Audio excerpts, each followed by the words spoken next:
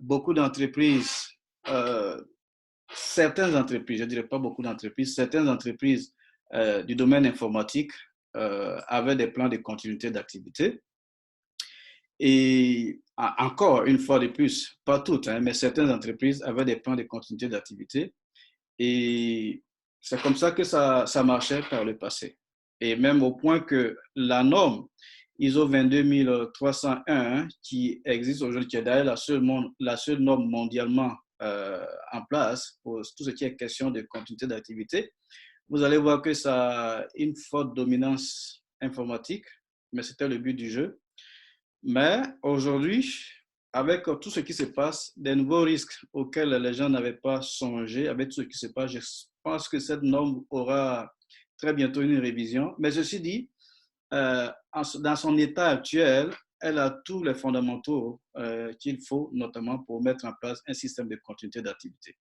Donc, en tout cas, c'est la boussole qu'il y a aujourd'hui. Et il y a beaucoup d'éléments qui y sont, en tout cas, assez pertinents, qui peuvent vraiment aider, qui peuvent vraiment servir d'une base de réflexion pour un système de continuité d'activité. Donc, c'est pour ça. Donc, là, ce que vous voyez là, c'est naturellement un avis de ISO, hein, de l'ISO, l'Organisation internationale de normalisation. Donc, il disait qu'au départ, les initiatives étaient dictées par les technologies de l'information, aussi simple que ça. Mais avec le temps, on se rend compte que non, ça ne se limite pas seulement à ça, mais ça va plus loin que ça. Et aujourd'hui, avec une crise comme celle-là, ben, naturellement, ça soulève beaucoup de questions.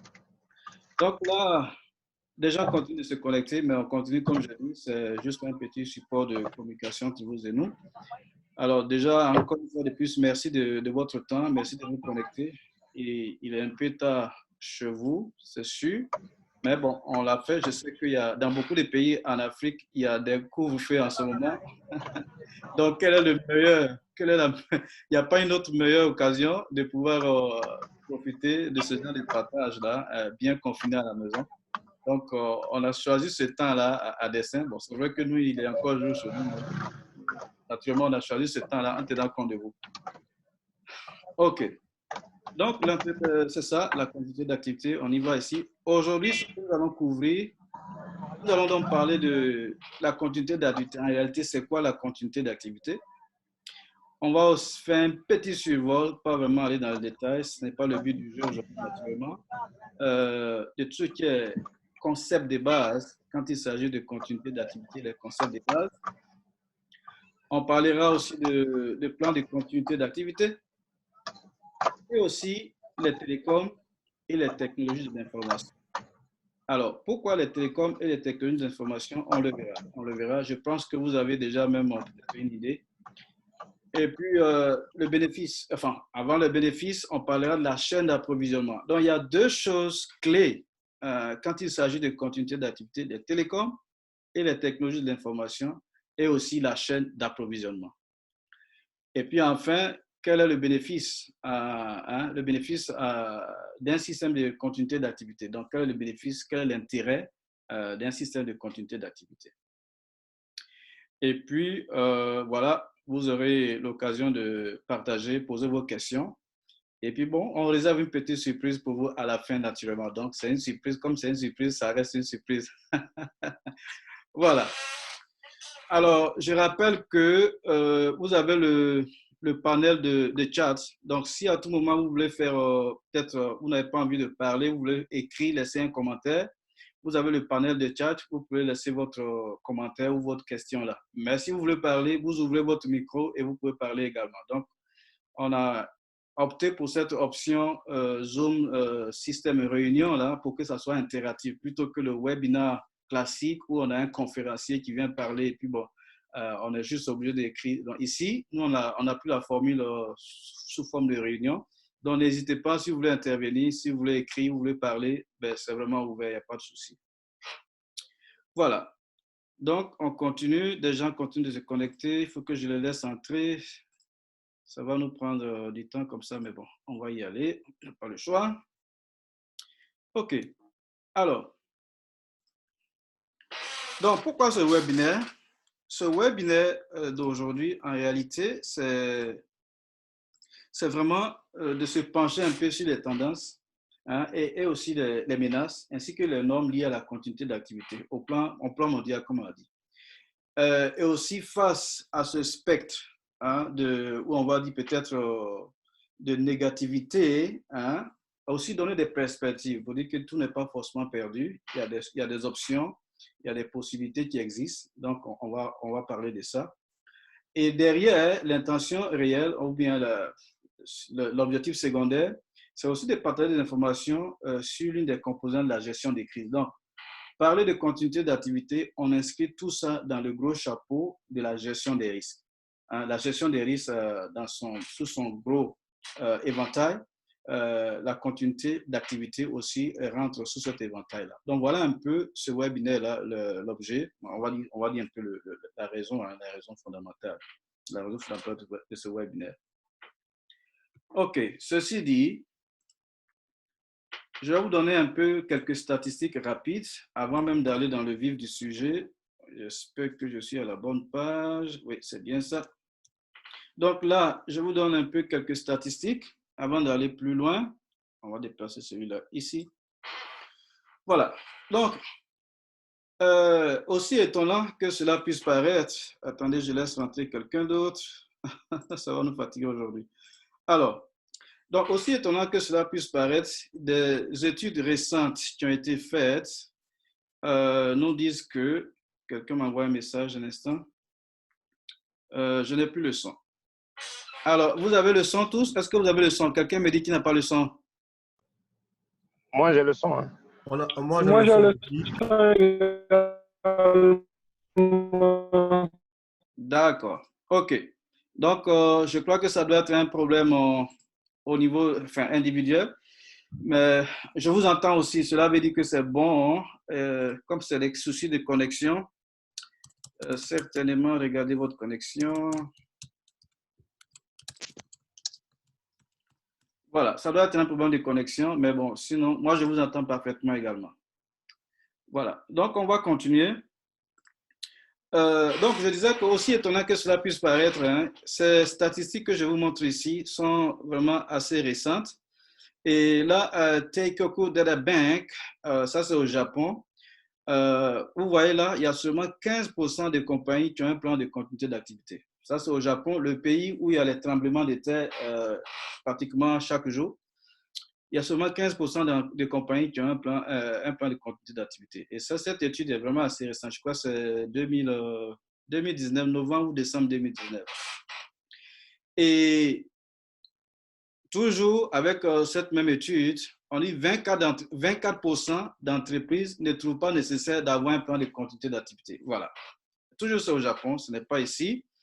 Donc, 24% d'entreprises estiment que ce n'est pas vraiment nécessaire d'avoir un plan de continuité d'activité. Hein? Donc, en d'autres termes, la gestion des risques, ou bien, voilà, ces choses importantes, il y a des compagnies encore qui les minimisent, qui ne trouvent pas que c'est important. Voilà. Et quand on est interrogé, toujours là-bas, 44% des entreprises ne savent pas aussi comment formuler un plan de continuité d'activité. Donc, il y a deux choses. D'abord, il y en a qui estiment que c'est pas nécessaire. Et quand des gens même ont la volonté de le faire, ils ne savent pas aussi comment le faire. Ils ne savent pas par où commencer. Donc ça, c'est un autre souci. C'est un autre souci. Donc, le manque de volonté. Et quand on a la volonté, on ne sait pas aussi comment le faire. Donc ça fait déjà trois choses.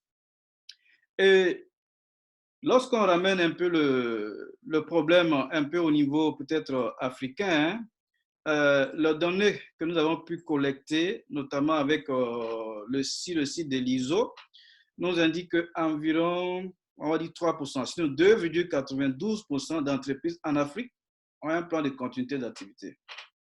Vous voyez que c'est assez marginal, et c'est pas du tout réluisant tout ça, c'est assez marginal. Et à côté de ceux qui ont un plan de continuité d'activité, on a environ 42%, hein, ça c'est en Afrique toujours, en Afrique et Moyen-Orient, en mise ensemble. Afrique et Moyen-Orient mis ensemble. Donc ici, vous avez 42% qui ont qui ont revu leur plan de continuité d'activité, mais cette fois-ci des principaux fournisseurs, des principaux fournisseurs pour assurer la continuité des activités. Il y a seulement 42%. 42%. Et ça, cette étude a été menée par l'Institut de Business Continuity Institute, donc Institut de la continuité d'activité, on va dire ça comme ça.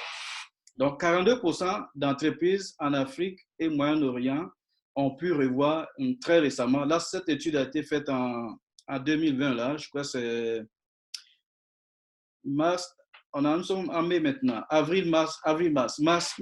Cette étude a été menée en mars, avril. Donc, 42% d'entreprises en Afrique et Moyen-Orient ont revu leur plan de continuité d'activité des principaux fournisseurs, d'accord, pour pouvoir assurer la continuité des affaires.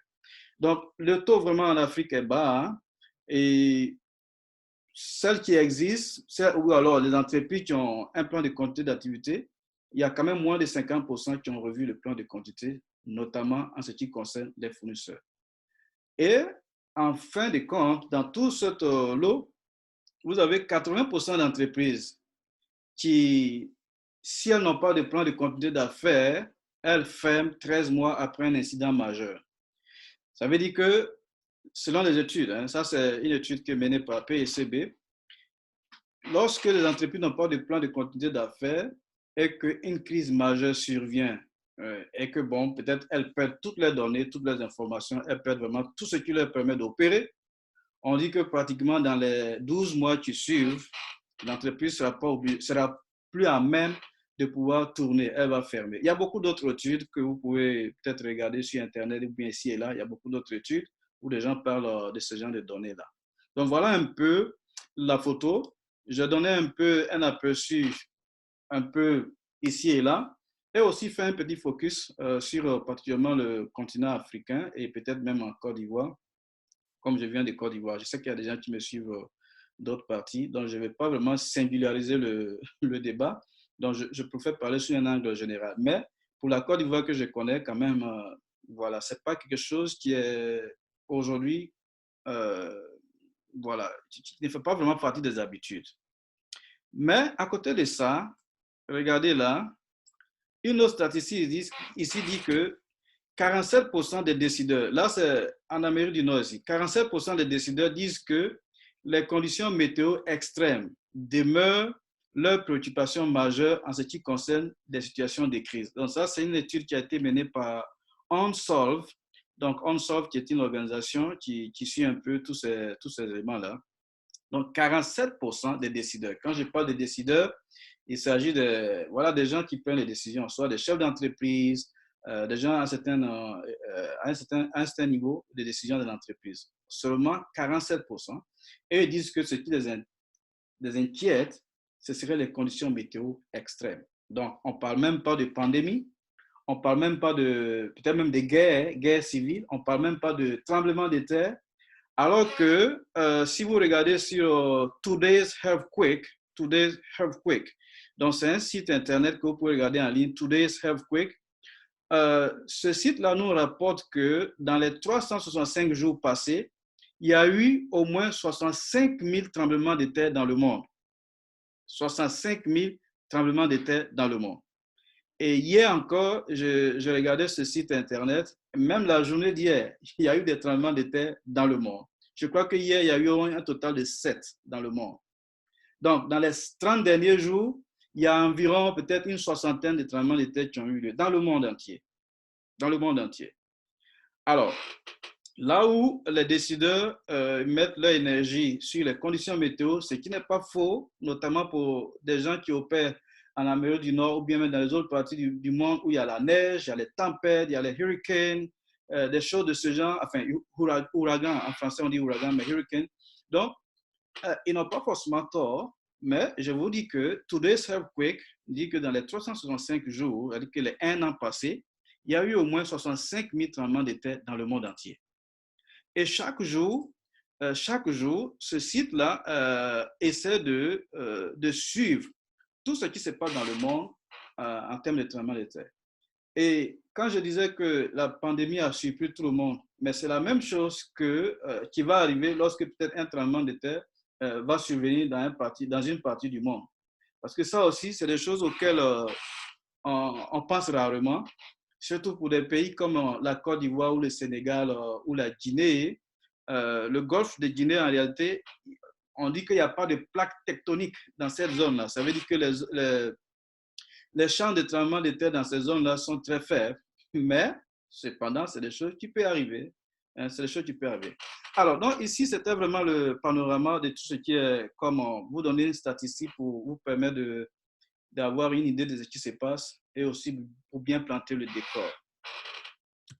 Ceci dit, avant d'aller plus loin, on va quand même se présenter pour qu'on sache à qui vous avez affaire. Donc là, bien sûr, ce webinaire gratuit là, est sponsorisé par Forma2 Incorporated.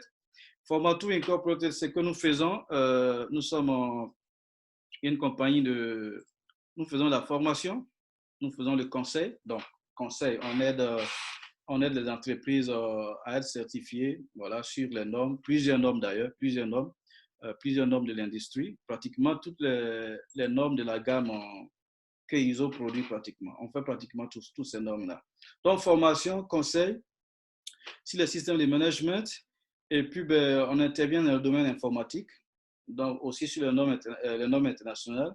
Et aussi, on organise des séminaires internationaux pour les exécutifs, donc les dirigeants, les DG, les grands patrons en général. On organise des séminaires internationaux pour eux, ici au Canada, à Toronto précisément, chaque année. On le fait 2 ou 3 fois. Et voilà, donc on a ce genre de choses qu'on fait. Nous sommes basés ici à Toronto. Vous avez notre adresse qui s'affiche là.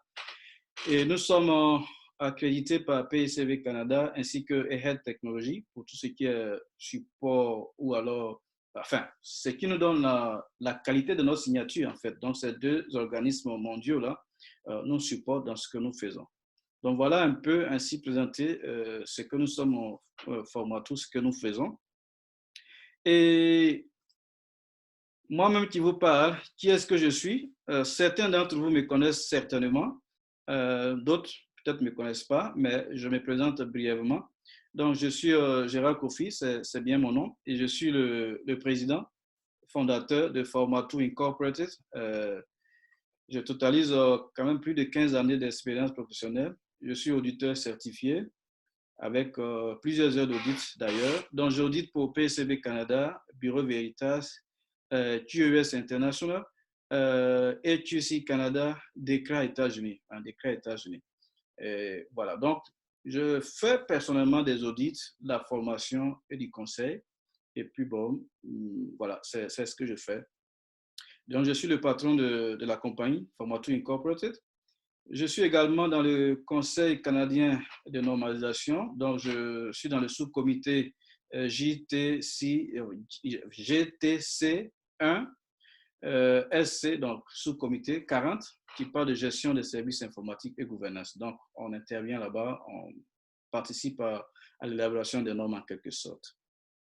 Et pour ceux qui ne savent pas, j'étais effectivement le past president, on a dit peut-être le premier président de l'Association des cadeticiens diplômés de Côte d'Ivoire de 2000, je ne sais plus trop, je crois 2008 à 2013, quelque chose comme ça. Donc, voilà ce que je fais. Avant de venir au Canada, j'ai travaillé à Orange, à Cositam. J'ai fait du conseil ici et là. Au Canada, ici, j'ai travaillé dans plusieurs entreprises avant de créer ma propre compagnie. Donc, formation, ingénieur qualité, bien entendu. Mais j'ai fait l'Université d'Abidjan où j'ai fait une maîtrise en développement durable. Et j'ai fait aussi ma formation d'ingénieur qualité en Côte d'Ivoire avant de rejoindre le collège Conestoga, ici au Canada, où j'ai refait pratiquement la même formation d'ingénieur qualité, mais cette fois-ci sous un autre angle. Donc, côté certification, bien sûr, je suis lead auditor pour la sécurité de l'information, pour la qualité, bien sûr, ISO 9001, et aussi pour les données à caractère privé. Donc, on parle de la vie privée, ça commence à venir en vogue. Là, donc, c'est la ISO 27701. Je suis lead auditeur également. Lead auditeur pour l'environnement, santé, sécurité au travail et enfin, continuité d'activité. Donc, 22301, je suis expert en 22301. Aussi accrédité pour ce qui est les laboratoires de contrôle dans 17025. Et puis enfin, je suis formateur certifié. Voilà un peu brièvement ce que je suis. Et voilà, moi qui vous parle aujourd'hui, voilà un peu une sorte de biographie pour vous permettre au moins de mettre, non seulement vous avez le visage, mais bon, savoir un peu ma biographie. OK, on ne va pas perdre plus de temps que ça. Donc, c'est quoi la continuité d'activité, les amis?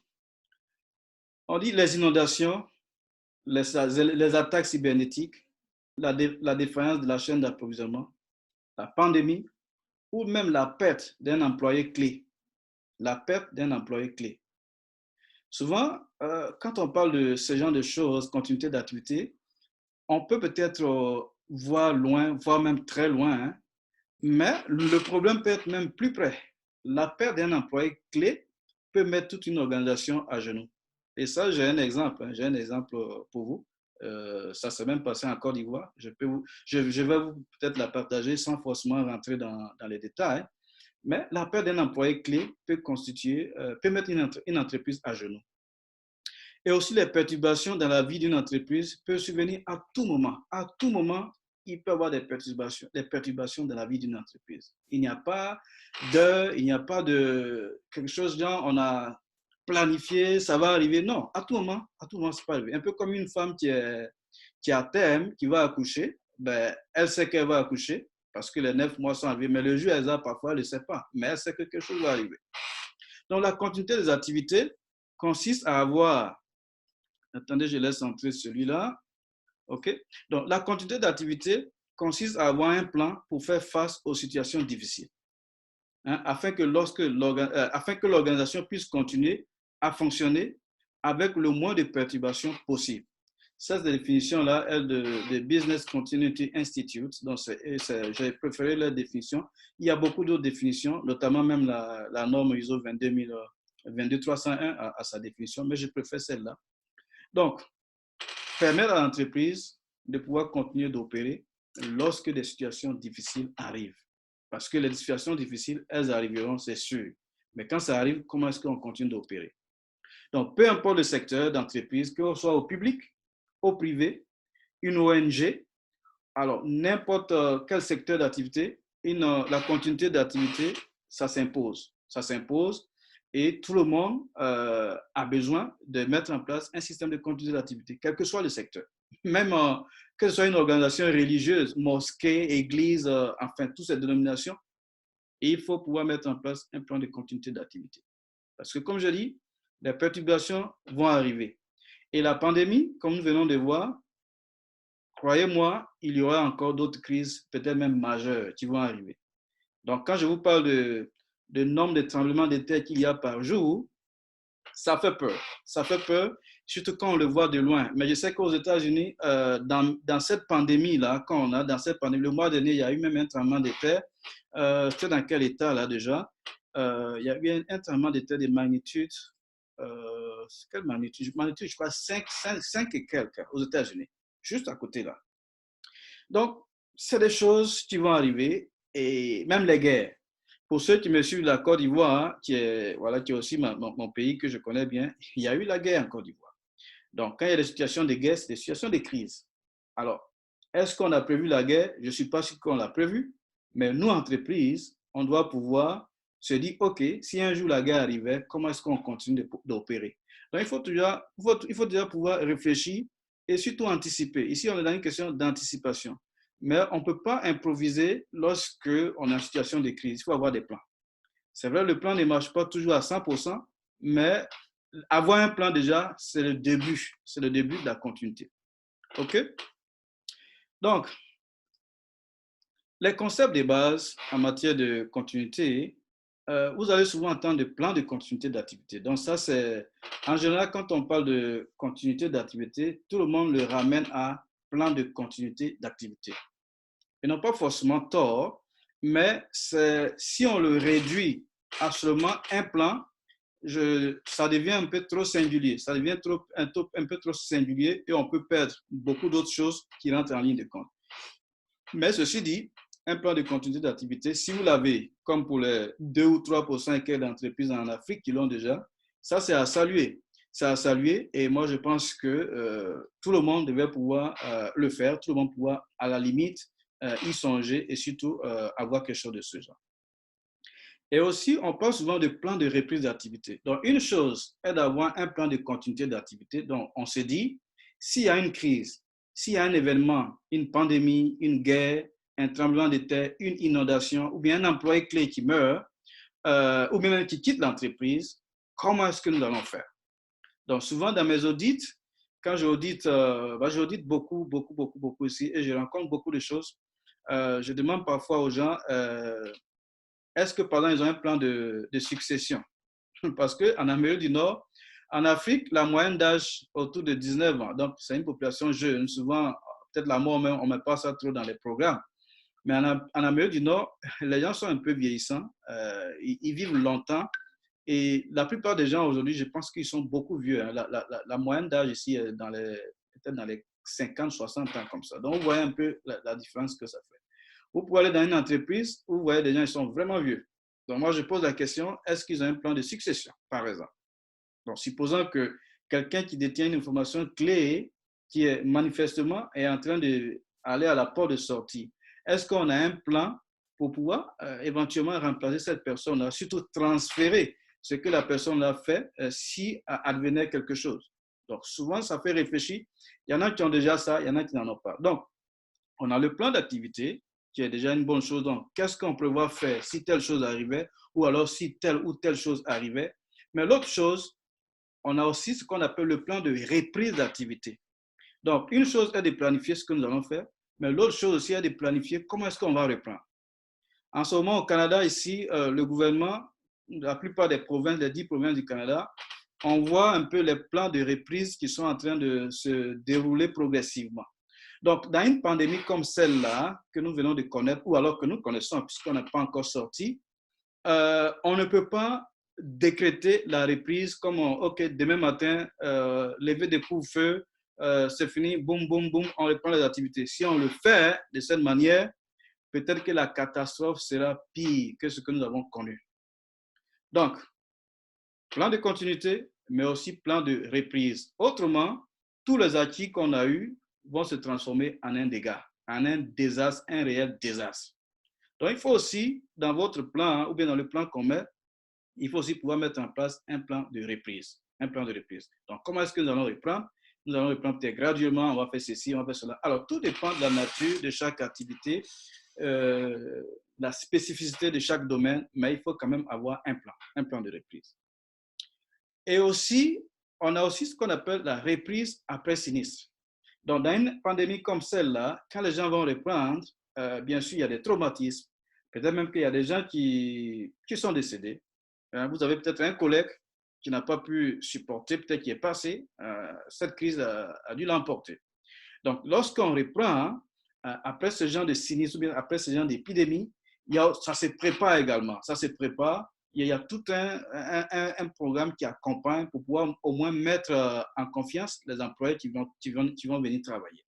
Ou alors, enfin, si c'est des employés ou en tout cas la situation dans laquelle vous vous retrouvez, il faut toujours prévoir penser un peu à cet aspect psychologique qui accompagne la reprise après un sinistre ou alors après une crise ou après une pandémie comme celle-là, hein, la reprise. Il y a les aspects psychologiques qui accompagnent cela.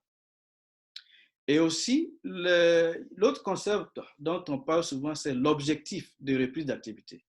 Donc, lorsque nous voulons reprendre, quel est l'objectif que nous poursuivons?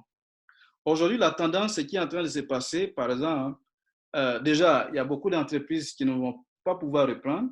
Même au Canada ici, il y a beaucoup d'entreprises qui ne vont pas pouvoir reprendre. Elles vont peut-être disparaître totalement de la scène.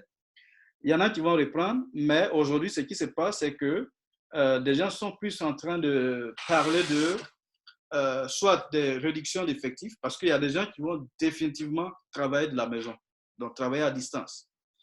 Donc, cela veut dire des entreprises qui louaient des grands immeubles, hein, peut-être 1, 2, 3, 4 paliers. S'il y a une bonne partie de leurs employés qui vont travailler désormais à distance, donc peut-être qu'elles ne vont plus forcément louer autant d'espace. Or, vous savez qu'il y a des agences qui gèrent l'immobilier, hein, surtout les immobiliers de bureaux. Donc, ceux-là aussi vont se trouver peut-être certainement à ne pas avoir du business. Donc, il y a autant, c'est comme toute une chaîne, ça va changer vraiment toute une chaîne de valeur. Ça va changer toute une chaîne. Donc, lorsqu'on fait l'objectif de reprise d'activité, c'est de voir tout ça. On est prêt à reprendre et on veut atteindre au moins quel niveau minimum, par exemple, de qualité de service, entre guillemets. Je parle de qualité ici. Ce que nous pouvions offrir ou alors ce que nous offrions, quel est le niveau auquel on souhaite être à la reprise. Donc, il y a des objectifs pour ça. Quand vous faites le plan de continuité, il y a des objectifs. Et puis enfin, souvent on parle de système de management de la continuité d'activité. Beaucoup d'entreprises, notamment en Côte d'Ivoire, je sais que beaucoup d'entreprises sont certifiées ISO 9001, même ici au Canada, aux États-Unis, il y a beaucoup d'entreprises qui sont certifiées. Mais il y a aussi des systèmes vraiment cohérents, bien complets, aussi de management de continuité des activités qui sont certifiables. Aujourd'hui, dans le monde entier, il y a l'Angleterre, je crois, qui est première en matière d'entreprise certifiée pour système de management de continuité d'activité. Il y a l'Angleterre, il y a le Japon, et puis après vient, je crois, les États-Unis et quelques pays en Afrique. Hein. Toute l'Afrique réunie, on parle de 30 entreprises, toute l'Afrique réunie, 30 entreprises qui ont des systèmes de continuité d'activité certifiés. Ce n'est déjà pas mal, c'est déjà pas mal. Donc, c'est des choses qui existent, qui se font, mais parfois, on n'y pense pas. Moi, j'ai rencontré dernièrement, quand j'étais de passage à Abidjan, j'ai rencontré certains de mes anciens collègues ou des amis qualiticiens à qui j'ai dit, ben, vous avez fait un système de management de la qualité, mais qu'est-ce que vous faites après?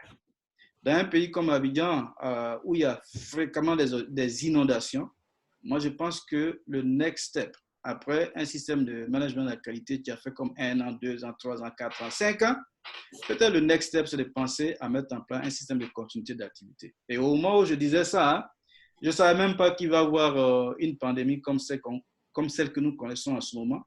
Mais les choses me disent que je n'avais pas tort. Je n'avais pas tort forcément.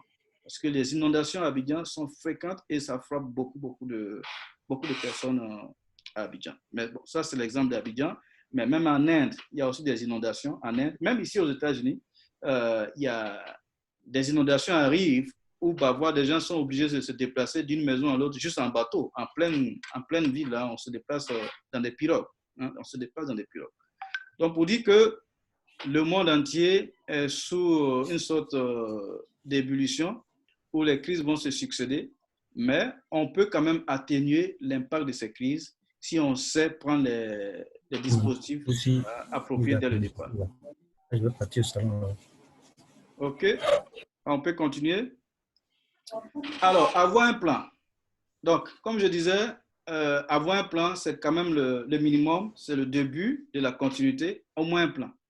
Donc, un bon plan de continuité d'affaires, il reconnaît les menaces potentielles pour une organisation et analyse leur impact sur le quotidien de l'entreprise. Donc, si vous avez un plan de continuité d'activité qui ne prend pas en compte ces éléments-là, dans ce cas, vous êtes à côté de la plaque. Alors, je vous donne un exemple. Je prends 2 provinces au Canada ici. Enfin, une province au Canada ici. La crise du COVID-19 a commencé en Chine, d'accord? Et depuis février, janvier, au Canada ici, on en parlait, les médias en parlaient. Au départ, même après la Chine, c'était l'Iran. C'était l'Iran qui avait plus de cas. Et quand tu écoutais les médias, ben, c'était comme si les autres, hein, c'est leur affaire. Bon, écoute, non, les gens voyaient ça un peu trop loin de chez nous. Un peu trop loin de chez nous. Mais après, on a eu 1 ou 2 cas. Je sais pas, un couple d'origine chinoise qui était rentré de Wuhan, justement, et qui avait contacté le virus. Bon, c'était juste en Ontario seulement. Bon, tout ça, les gens minimisaient. Mais dans ça, il y a eu une province qui tout de suite a commandé tout ce qui est équipement de protection individuelle. Ils ont commandé en quantité suffisante. Parce qu'ils se disaient que, cette chose-là, certainement que ça peut arriver chez nous. Donc, le plan de continuité d'affaires. Cette province avait effectivement un plan de continuité d'affaires. Ils ont commandé autant de masques, autant de respirateurs, tout ce que vous pouvez imaginer. Et quand la crise est arrivée, c'est la province d'Alberta précisément. Bon. Quand la crise est arrivée, naturellement, cette province n'avait pas de problème. Aujourd'hui, si vous prenez les statistiques au Canada, c'est l'une des provinces qui a le moins de cas. de contamination à la COVID-19. Donc, au moment où les autres provinces ont fini ils sont comme en rupture de stock, donc Ontario, Québec, Manitoba, toutes ces provinces-là, ils sont en rupture de stock. L'autre province avait du surplus. Mais en solidarité canadienne, bon, ils sont obligés, c'est eux maintenant qui vont, on va dire, vendre des matériels de première protection, comment ça, PPI, matériel de protection individuelle. C'est cette province maintenant qui va vendre aux autres. Vous voyez? Donc, même en pleine crise, il y en a qui font des affaires. Il y en a qui font, c'est des opportunités pour eux parce qu'ils ont eu le nœud creux, ils ont un plan qui marche, qui est testé et qui veut permettre, dans la crise, au lieu qu'ils vont peut-être s'agenouiller, ils font des affaires. Dans cette province, par exemple, fait des affaires, elles vendent des masques aux autres provinces. Donc, pour vous dire comment est-ce qu'il est important d'avoir effectivement un plan, mais un plan qui réellement prend en compte les menaces potentielles. Surtout que dans cette crise-là, nous tous, on a vu venir. On a vu venir, mais les gens ont regardé avec des yeux pratiquement hagards, hein, ils n'ont pas pris de mesures, et ce qui arriva, arriva. D'accord? Alors, donc un plan de continuité d'activité, c'est un moyen d'atténuer aussi les menaces, hein, en mettant en place un cadre qui permet aux fonctions clés de l'entreprise de continuer si le pire se produisait. Donc ici, on met l'accent sur les fonctions clés de l'entreprise. Donc cela veut dire aussi que lorsqu'on fait le plan, hein, il faut vraiment, parce qu'on ne peut pas en même temps aussi couvrir tout ou alors prévoir tout, mais à un moment donné, il faut quand même revenir à l'essentiel. Donc au Canada, ici, par exemple, ce qui a été fait, le gouvernement a sorti la liste de tous les métiers clés. Ils appellent ça essential, hein, critical and essential, tous les métiers clés. Attendez, je vais voir qui me envoie un message ici. Ok, merci, je vais vérifier. Le micro de M. Conan est ouvert, cela perturbe. M. Conan, pouvez-vous fermer votre micro? Oui. D'accord, d'accord. Voilà, merci beaucoup. Ok, donc, désolé, je suis allé plus, je ferme ça ici. Voilà, donc ici, le gouvernement canadien a sorti une liste qu'ils appellent les fonctions ou bien les métiers clés. Hein, essential, ils appellent ça essential business. Donc là où ils ont tout fermé, tout est confiné. Donc nous autres, comme nous autres entreprises, nous on n'est pas considérés comme fonction clé ou bien métier clé. On n'est pas autorisé à ouvrir. On travaille tous de la maison. D'accord? Mais alors, il y a encore un micro qui est effectivement ouvert là, mais je ne sais pas qui. Vous pouvez fermer votre micro, ça perturbe un peu quand même. Donc, ils ont sorti une liste des entreprises ou alors des entreprises clés, de sorte que c'est vrai qu'il y a la crise, mais écoutez, on ne va pas tous rester à la maison. Il faut bien qu'on mange. Il faut bien que l'économie tourne, même si c'est un rythme assez faible, ça doit quand même tourner. Donc, il y a cet inventaire-là d'entreprises clés qui a été ouvert et ceux-là sont autorisés à travailler. Ces entreprises-là sont autorisées à travailler. Et c'est ce qui s'est fait aujourd'hui, si bien que on peut continuer à se soigner, on peut continuer à manger. Donc, comme quelqu'un qui conduit un truck, un camion, peut-être entre les États-Unis et le Canada pour transporter la nourriture, s'il ne roule pas, les gens ne pourront pas manger. Les supermarchés, etc., etc. Donc, toutes ces choses-là ont pour objectif de pouvoir atténuer, on dit quoi, c'est toujours le micro de M. Conan Yao qui est ouvert. M. Conan, vous pouvez fermer votre micro? Voilà. Donc, ça a pour effet de pouvoir atténuer l'impact de la crise sur nous. Donc, déterminer des fonctions clés. Donc, votre entreprise aujourd'hui, est-ce que vous avez un plan de continuité d'activité? Si vous l'avez, est-ce que le plan prend en compte les fonctions clés, par exemple? Je vous parlais de l'exemple de la Côte d'Ivoire. Je ne vous dirai pas le nom de la société, mais je vous partage cet exemple-là quand même pour que ça vous serve quand même. Parce que ça, c'est que je pense qu'aujourd'hui, 80% de mes auditeurs, vous venez de Côte d'Ivoire, donc on peut mieux se comprendre là. Une entreprise en Côte d'Ivoire qui avait effectivement un acteur clé qui travaillait sur un projet clé, un projet majeur pour l'entreprise. Mais comme parfois en Afrique, certaines entreprises n'aiment pas mettre vraiment les moyens à disposition ou bien on aime parfois négliger tout, hein, incluant moi-même, je suis aussi africain. On aime négliger tout en Afrique. Et ce monsieur-là, qu'est-ce qu'il faisait? Il travaillait pour l'entreprise, sur un projet majeur. Malheureusement, il travaille avec son propre ordinateur. Et c'était quelqu'un qui était assez futé, en tout cas, il était futé, un informaticien bien là. Et qu'est-ce qu'il faisait? Il sauvegardait toutes ces données dans le cloud. C'est-à-dire que ce qui est une bonne chose, parce que si l'ordinateur se perd, l'ordinateur se plante, qu'est-ce qu'il fait? Bon, il a été assez intelligent. Il sauvegardait ces données dans le cloud. Malheureusement, qu'est-ce qui va arriver? Ce monsieur-là, il est décédé. Il est décédé un matin. Et quand il est décédé, l'entreprise s'est trouvée vraiment dans de sérieux problèmes. Donc, qu'est-ce qu'elle a fait? Elle s'est organisée pour aller faire le communément appelé Yako, là, que nous connaissons en Côte d'Ivoire, le Yako, les condoléances, aller donner les condoléances à la famille. Et ils vont chez la femme, la veuve, pour lui souhaiter les condoléances. Mais en réalité, leur objectif, ce n'était pas vraiment de condoléances en tant que tel, mais c'était plutôt de pouvoir récupérer l'ordinateur du monsieur, puisque toutes les données de l'entreprise sont supposées être sur cet ordinateur. Donc, ils ont réussi quand même à manager la veuve. Elle a quand même donné l'ordinateur, c'est pas grave, c'est le boulot, il n'y a pas de souci, elle a donné. Et les gens prennent l'ordinateur, ils viennent, ils ouvrent l'ordinateur, ça se trouve que le monsieur n'a sauvegardé rien sur l'ordinateur, il a tout mis dans le cloud. Or, le cloud, puisque c'est lui-même qui a fait sa souscription dans le cloud, le mot de passe lui appartient. Et le monsieur qui est décédé, où est-ce qu'on trouve le mot de passe? Les gens sont bloqués. Les gens sont bloqués. Pourtant, c'était une fonction clé. Il travaillait sur un projet clé, mais on n'a jamais pensé que un désastre de ce type peut arriver. Donc, un plan de continuité d'activité, c'est tous ces aspects-là qu'il faut le mettre, qu'il faut prendre en compte. Donc, le plan doit être à jour. Il ne faut pas avoir un plan qui est figé, qui est juste vraiment figé, ou bien qui est rangé dans un placard. Il doit être tenu à jour. Donc, régulièrement, peut-être chaque mois, chaque 2 mois, revoir le plan, le réajuster, l'adapter en fonction de la situation. Et le plan doit être en accord avec la réalité. Donc, ne faites pas, chaque entreprise est spécifique à elle-même.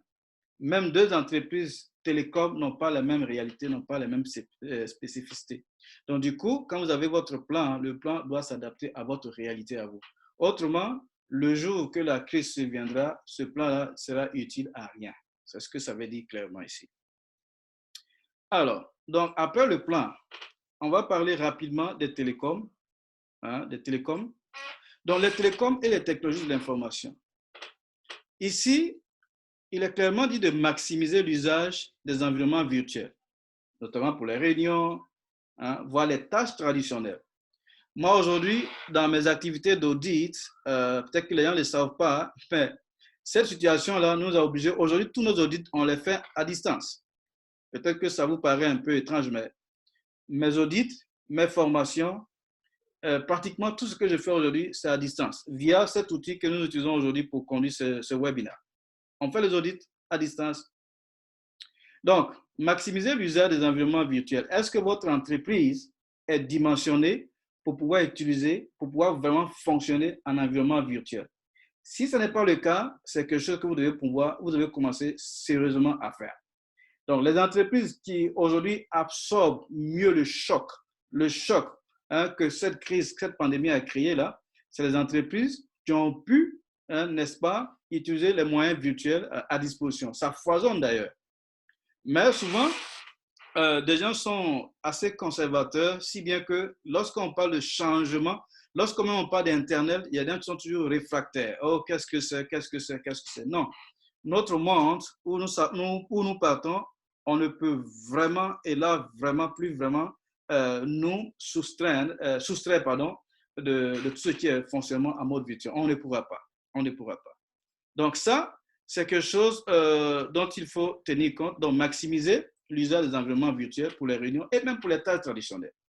Les tâches traditionnelles auxquelles on n'a jamais pensé peuvent se faire aujourd'hui dans un environnement virtuel. Même une consultation à l'hôpital peut se faire aujourd'hui dans un environnement virtuel. Parce que vous pouvez aller à l'hôpital et prendre le COVID-19 à l'hôpital, quoique vous étiez sain. Alors, est-ce que vous allez courir le risque tout de suite de vous présenter à l'hôpital parce que vous avez une petite grippe ou bien un petit rhume ici et là? Je ne crois pas. Donc, les hôpitaux, un hôpital, par exemple, aujourd'hui, qui dira que nous, on est prêt à faire une consultation à distance via les moyens virtuels qu'on a, je pense que cette entreprise pourra faire du business en cette situation-ci. Et aujourd'hui, au Canada, ici, ce qui a été fait, par exemple, pour éviter que des gens, excusez-moi, dans ce qu'on appelle les maladies nosocomiales, donc une maladie que vous pouvez aller prendre à l'hôpital, pour éviter ça, ils ont donné comme une certaine liste de symptômes que si vous dégagez tout de suite, il y a un numéro qu'il faut appeler. Donc, vous appelez le numéro et ils vous disent faites ci, faites ça, faites ci, faites ça. Et parfois, ça vous évite déjà même de vous rendre à l'hôpital. Et vous pouvez peut-être prendre des médicaments qu'on vend directement sur le compteur ou bien qu'on a déjà même à la maison. Ça vous évite d'aller à l'hôpital, par exemple. Donc, maximiser l'usage des environnements virtuels, ça, c'est la première chose. Et aussi respecter les mesures de sécurité en matière de cybersécurité, même quand on travaille de la maison ou bien même quand on travaille à distance. Parce que ce n'est pas parce qu'on travaille à la maison, de la maison, qu'il faut laisser tomber toutes les barrières. Cela veut dire que votre entreprise, si elle vous autorise à travailler de la maison, les mêmes règles de sécurité qui s'appliquent en matière de cybersécurité, ces mêmes règles-là, l'entreprise doit pouvoir les édicter, même dans votre fonction de travail à domicile. Donc, cela prend en compte les antivirus, même toutes les restrictions applicables à l'entreprise, vous devez les appliquer dans votre environnement de travail, même à distance. Même à distance. Je connais plein d'entreprises ici qui aujourd'hui ont doté tous leurs employés d'Internet, d'ordinateurs, juste pour pouvoir leur permettre de travailler de la maison et de continuer d'opérer. Ce qui n'était pas le cas il y a plusieurs années. Mais aujourd'hui, la situation fait que les gens sont obligés de s'adapter. Et aussi, vous devez songer à investir suffisamment dans les fonctions informatiques. Donc, si ce n'est pas votre point fort, je sais qu'il y a des directeurs informatiques qui sont connectés, en tout cas, la liste des participants que j'ai vus, il y a pas mal de gens dans le domaine informatique. Il y a des directeurs d'entreprise aussi que j'ai vus dans. Si vous n'êtes pas la fonction informatique, quelque chose qui n'est pas votre point fort, moi, je vous encourage suffisamment à y investir parce que, comme je dis, sans me mettre dans une posture apocalyptique, mais je dis que les crises de ce genre, il y en aura, il y en aura, il y en aura, et même plus graves que celles que nous connaissons déjà. Et cela veut dire que travailler en mode virtuel, c'est quelque chose dont on ne pourra même pas se passer.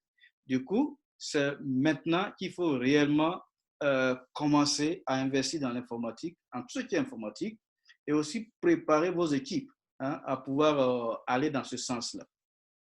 Aussi, adopter une politique assidue de communication externe. Alors ça, j'insiste là-dessus. La communication en période de crise de ce type. La communication externe et la communication interne. Donc, c'est deux choses. Et la communication ici doit se faire par le numéro 1 de l'entreprise ou bien le numéro 1 de la nation ou alors le numéro 1 de, je ne sais pas, tout ce que vous pouvez imaginer. La communication ne peut pas se faire avec le numéro 2 ou le numéro 3.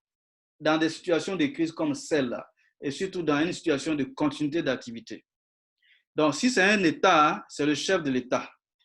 Si c'est une entreprise, c'est le DG. Ce n'est pas une fonction qu'on doit substituer, qu'on doit déléguer. Parce qu'autrement, quelle est l'occasion où ce gars-là, ce numéro 1-là, quelle est l'occasion qu'il a pour rassurer son peuple? Dans des situations de crise, on doit pouvoir voir le numéro 1. Pourquoi je le dis? Dans un pays ou bien dans une entreprise, qui est le mieux briefé? Les amis, qui est le mieux briefé? Si je prends un pays, qui est le mieux briefé? C'est le président de la République. Chaque matin, les préfets, les sous-préfets, les ministres, chacun fait son briefing et on lui envoie l'État. OK, dans le pays, il y a telle partie, il y a ceci. Il a toutes les informations. Donc, quand il y a une crise de cette ampleur, c'est le numéro 1 de la boîte qui part. Celui qui fait les comptes rendus, celui qui dit OK, voilà.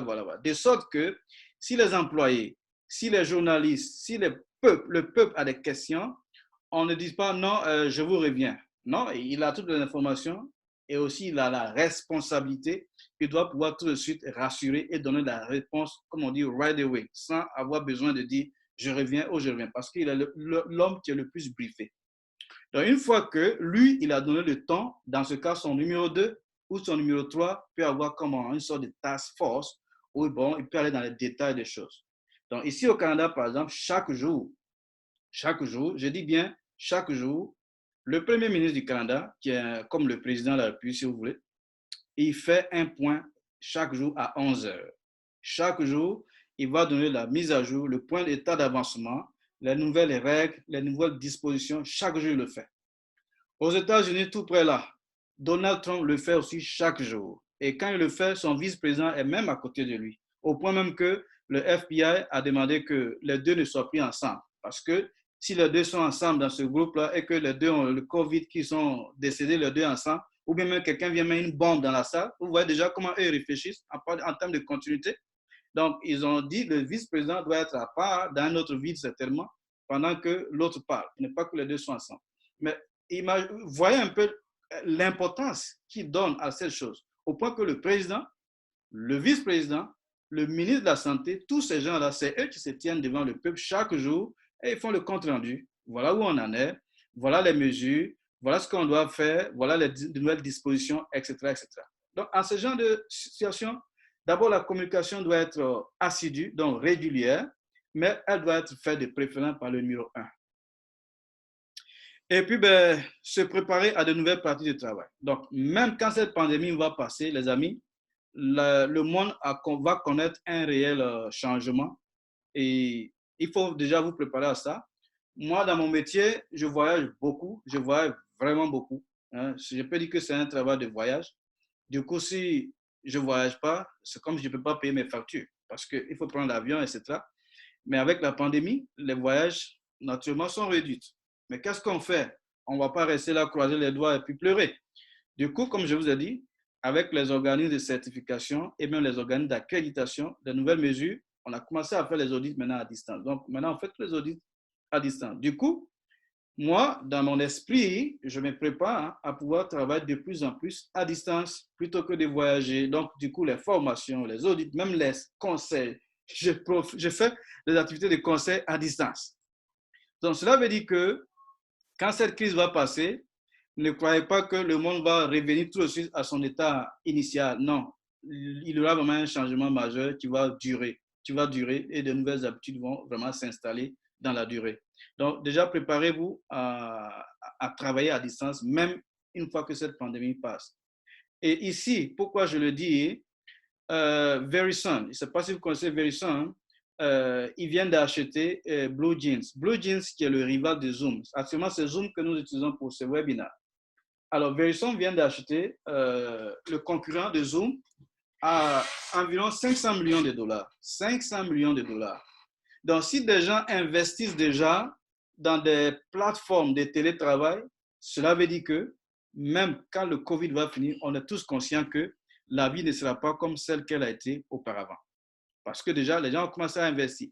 Et à l'opposé, des gens qui avaient des actions dans les compagnies aériennes, d'autres ont commencé à vendre leurs actions parce qu'ils savent que les voyages vont diminuer. Les voyages vont diminuer. Les gens vont faire de plus en plus les choses à distance. Donc aujourd'hui, c'est un peu la tendance. Donc tout ce qui est télétravail, tout ce qui est quelque chose qu'on peut faire à distance, c'est vers là et qu'il faut vraiment aller. Donc si vous voulez être résilient, voilà un peu des choses qu'il faut faire. Si vous le faites déjà, c'est tant mieux. Mais si vous ne le faites pas, ça donne à réflexion. Il faut déjà pouvoir réfléchir. OK? Alors, la chaîne d'approvisionnement. Il faut absolument revoir toute la chaîne d'approvisionnement. Si ce n'est pas le cas, il faut déjà le faire. Toute la chaîne d'approvisionnement. Toute la chaîne d'approvisionnement. Donc, revoir la liste de vos fournisseurs critiques. Dans l'entreprise, quand moi j'audite parfois, je demande aux gens, bon, ils ont fait l'évaluation des fournisseurs, c'est bien, etc. Mais quel est le top 5 ou bien le top 10 des fournisseurs? Quel est le fournisseur avec lequel vous dépensez tel million de dollars ou tel million de CFA, je ne sais pas. C'est lequel? Quel est le fournisseur qui fait peut-être 80% de votre activité critique? C'est-à-dire que s'il n'est pas là, c'est comme si votre entreprise n'existe pas.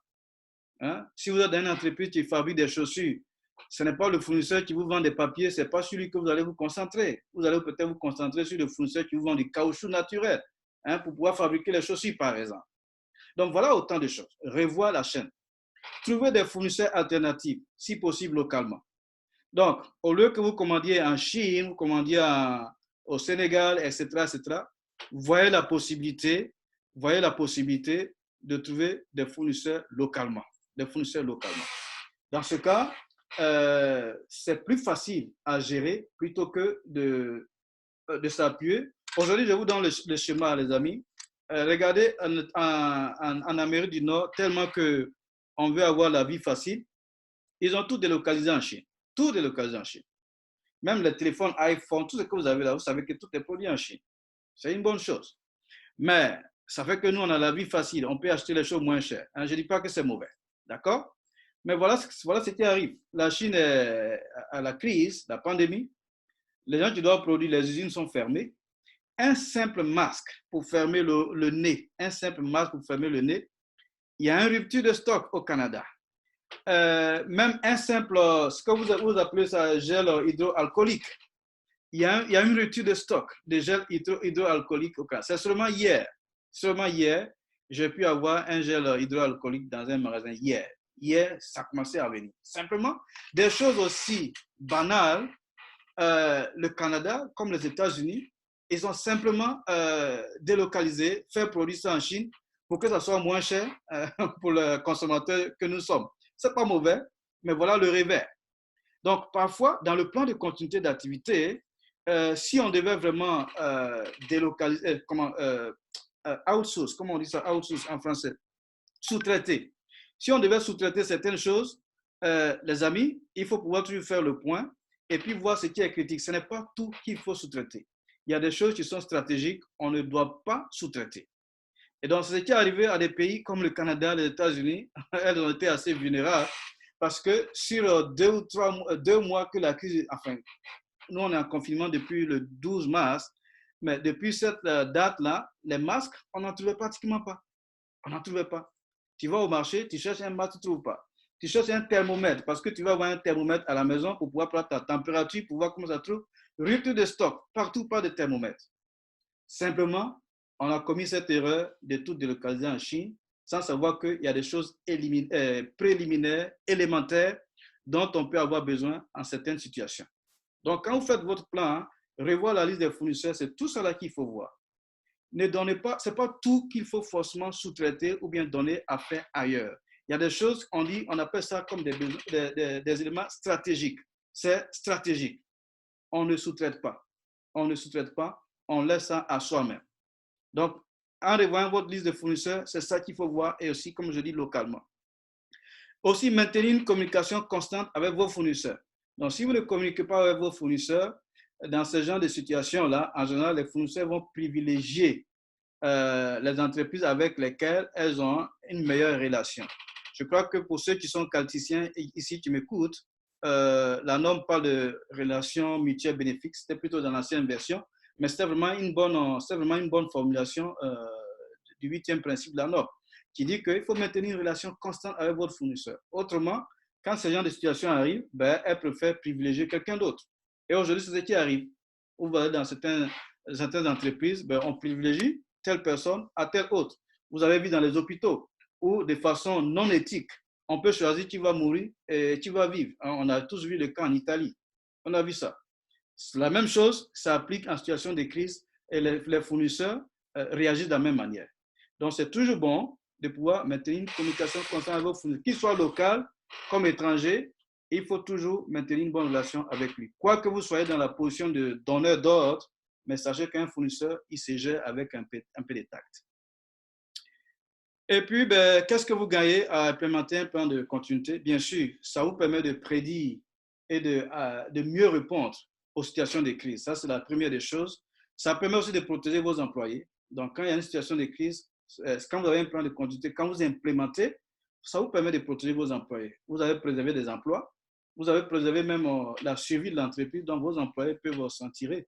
Et aussi, dans les plans de crise qui arrivent, les pandémies, désormais, il faut les inclure, les inondations, les tremblements de terre, les guerres civiles, il faut les inclure. Même les guerres conventionnelles, il faut aussi les inclure dans votre plan, parce que c'est des choses qui peuvent arriver et qui arriveront. OK? Aussi, maintien des activités vitales de l'entreprise. Donc, le plan de continuité vous permet de maintenir des activités vitales. Ce n'est pas tout qu'on peut maintenir, mais ce qui est l'épine dorsale de l'entreprise, à la limite, peut être maintenu.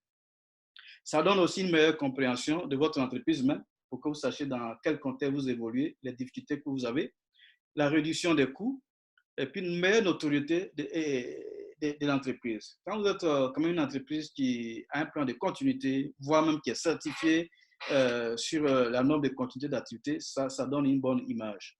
Et naturellement, un avantage concurrentiel. Comme je vous ai dit, là où d'autres peinent à trouver des masques, il y a une province, par exemple, qui vend des masques. C'est un avantage.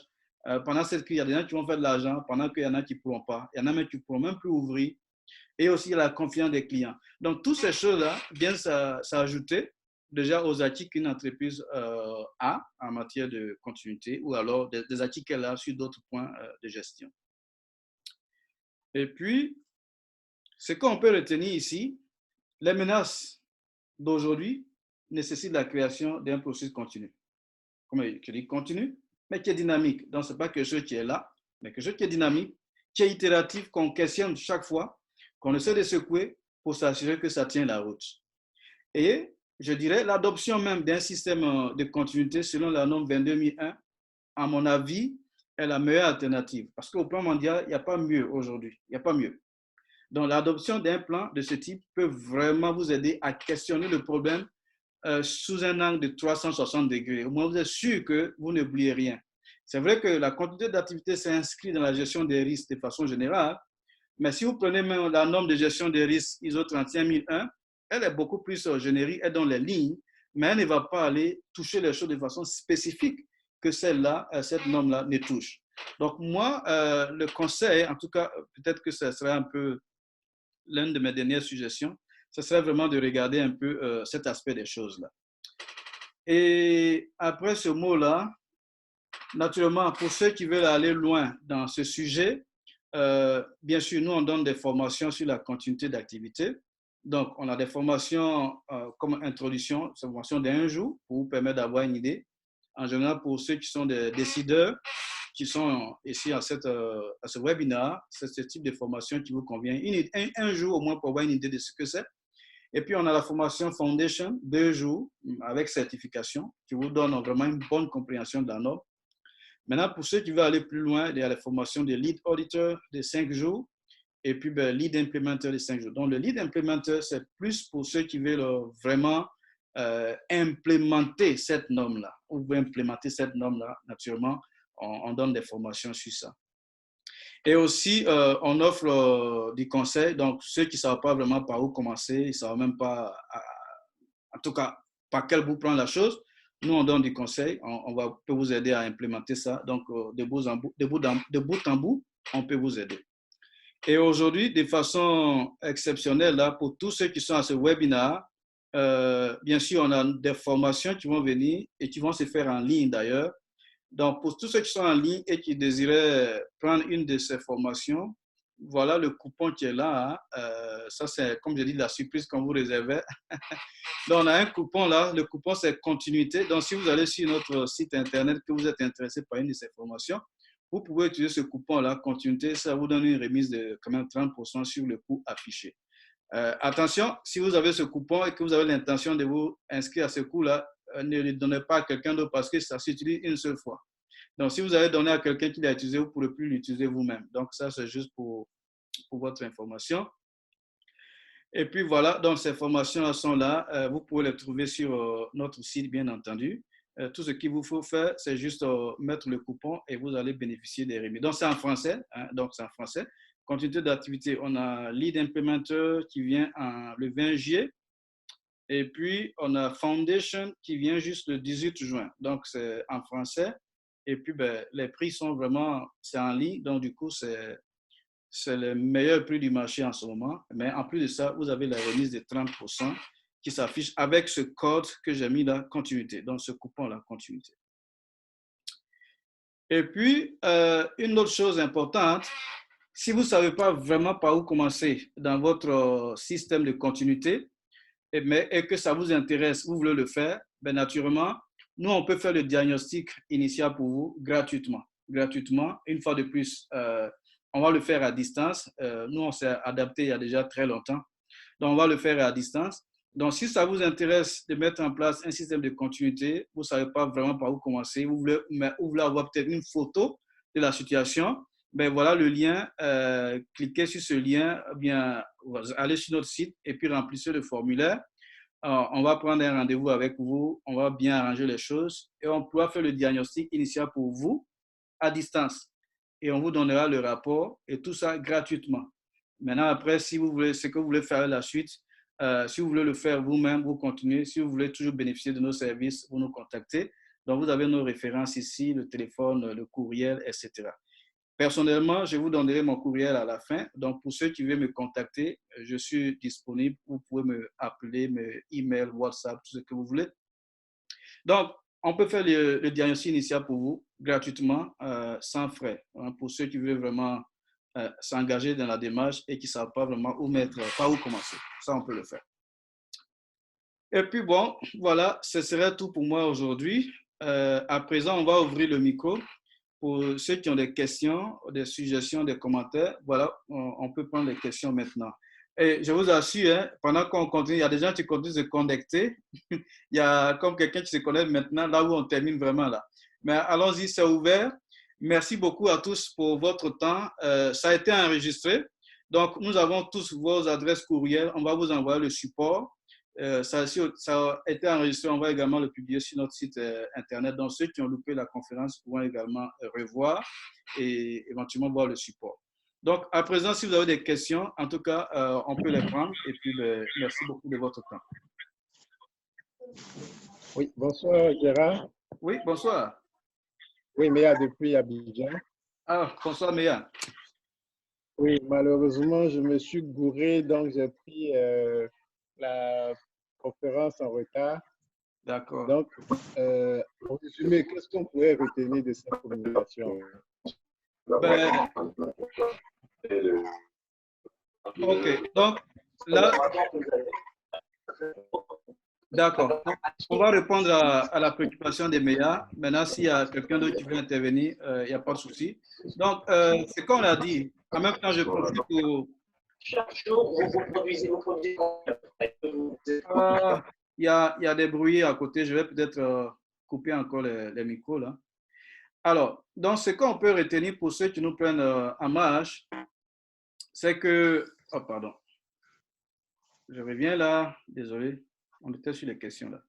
Donc, pour ceux qui nous prennent en marche, ce qu'on retient, la continuité d'activité aujourd'hui, pour les entreprises qui l'ont, ça leur permet quand même de gérer au mieux qu'elles peuvent cette crise-là. Et la continuité d'activité, comme on l'a dit, ça ne s'intéresse pas seulement aux entreprises, mais aussi bien aux États. Donc, je donnais bien les exemples de l'État canadien, donc le Canada, ce qui se passe, et aussi de certaines entreprises au Canada. Donc, c'est les deux, que ce soit privé comme public, ONG, non gouvernemental, même les églises, les mosquées, tout ça, tout le monde est dans ce mot. Donc, ça, c'est la première des choses. Et aussi, avec les chiffres qu'on a vus, les crises de ce genre-là, nous ne sommes qu'à leur début. Hein? J'insiste, je ne me mets pas dans une posture apocalyptique, mais les crises, il y en aura beaucoup plus graves que celles qu'on a eues. Et j'ai donné le site Today's Earthquake. Donc, pour ceux qui veulent aller sur Google pour trouver Today's Earthquake, vous allez voir que chaque jour, ce site-là vous reporte le nombre de tremblements de terre qu'il y a eu dans le monde. Et sur les 365 jours passés, ce site-là révèle clairement qu'il y a eu comme 65 000 tremblements de terre hein, l'année dernière déjà. Donc, ça fait un an, 65 000. Et chaque jour, il y en a. Chaque jour, il y en a. Parfois, ça semble loin. Malheureusement, quand les crises arrivent, ça surprend toujours.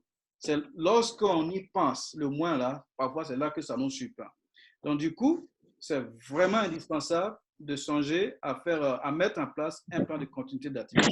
Mais le plan de continuité d'activité, comme on l'a dit, ça ne se résume pas vraiment seulement à un plan, un seul plan qui est là, mais c'est plus tout un ensemble. Et moi, on a suggéré de toujours vous appuyer sur la norme ISO 22301, qui est quand même un bon départ, quoique à l'origine, ça a été plus fait pour tout ce qui est domaine IT, mais aujourd'hui, c'est le seul référentiel qui vous permet quand même de balayer le problème à 360 degrés, sans oublier, 360 degrés, sans oublier un aspect important. Donc ça, c'est vraiment ce qu'on a dit, en insistant bien sûr sur la chaîne d'approvisionnement et aussi les IT. Parce que là où on est arrivé avec cette crise, malheureusement, ça va changer fondamentalement le mode de fonctionnement du monde entier et de toutes les entreprises. Donc, toutes les entreprises ont intérêt à investir dans tout ce qui est technologie de l'information. Donc, voilà un peu en gros ce qu'on a dit, Méa. je ne sais pas si cela répond à ta préoccupation. Oui, merci Gérard, merci, ça me va. Voilà, d'autres questions?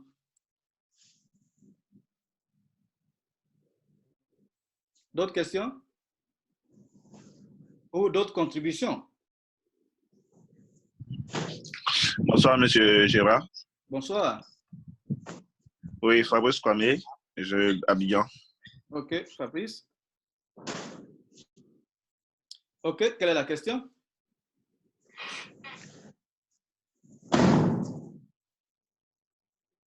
Fabrice?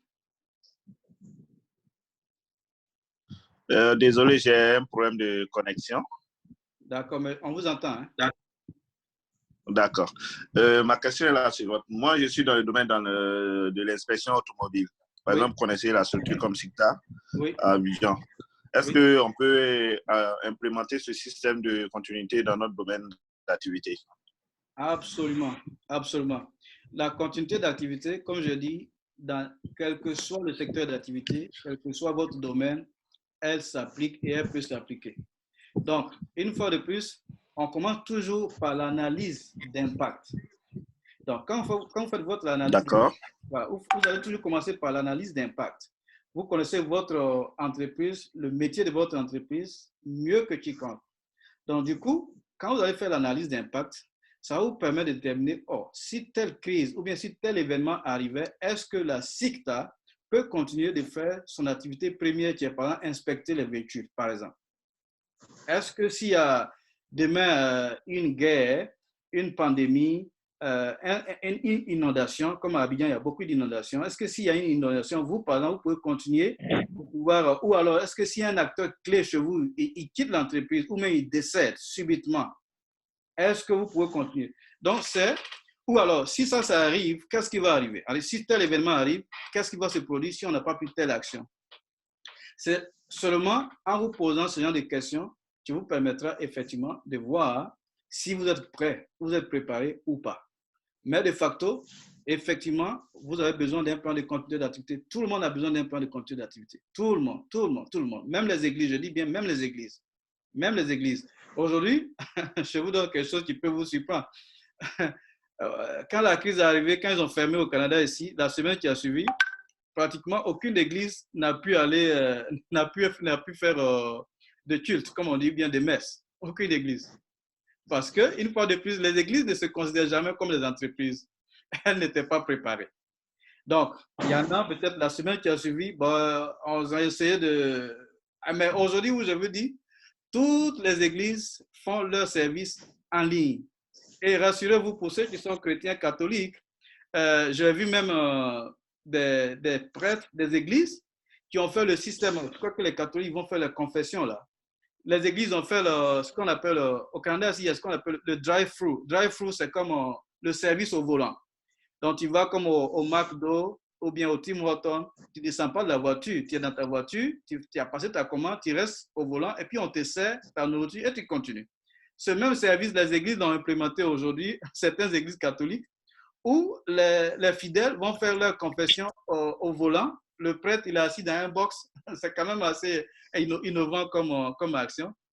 Mais pour dire que là où on pourrait même penser le moindre en termes de continuité, aujourd'hui, tout le monde est en train d'aller dans ce sens. Donc, Fabrice, pour être bref sur ça, une entreprise comme SICTA, définitivement, vous avez besoin de ça et ça s'applique à vous. Définitivement. Définitivement. Et si vous ne savez pas par où commencer, ben, naturellement, on peut vous donner quelques pistes ici et là. On peut le faire. On peut le faire. Autre question? Allô? Oui. Bonjour, monsieur. Bonjour. Je suis Serge Rabé. Je suivi votre intervention depuis le début. Merci. Et j'étais vraiment édifié et enseigné. Merci. Je suis dans une société d'exploitation de cacao et je suis étudiant en management de la qualité. Oui. Ma question est la suivante. Pour une société, une usine de production, oui. j'ai constaté que pour nous, pour mettre en place, c'est un peu compliqué. Oui, allô? Oui, Dans la mesure où il faut le personnel présent sur le terrain pour pouvoir travailler. c'est ça. Est-ce que cela est possible de mettre ce genre de normes, de mettre en place de cette norme-là en place pour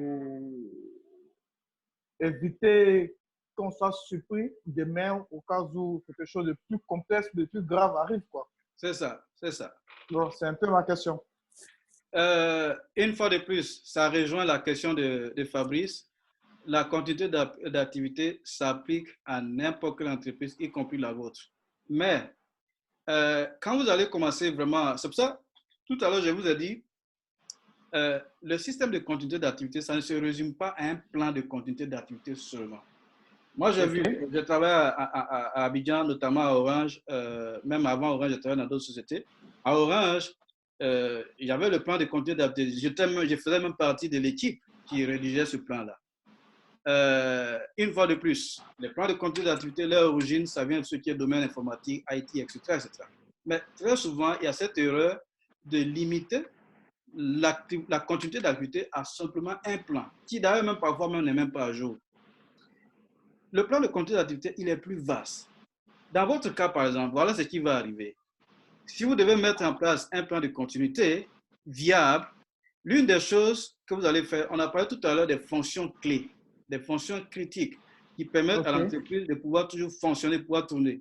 Peut-être qu'à un moment donné, vous allez songer même à créer des bases vie.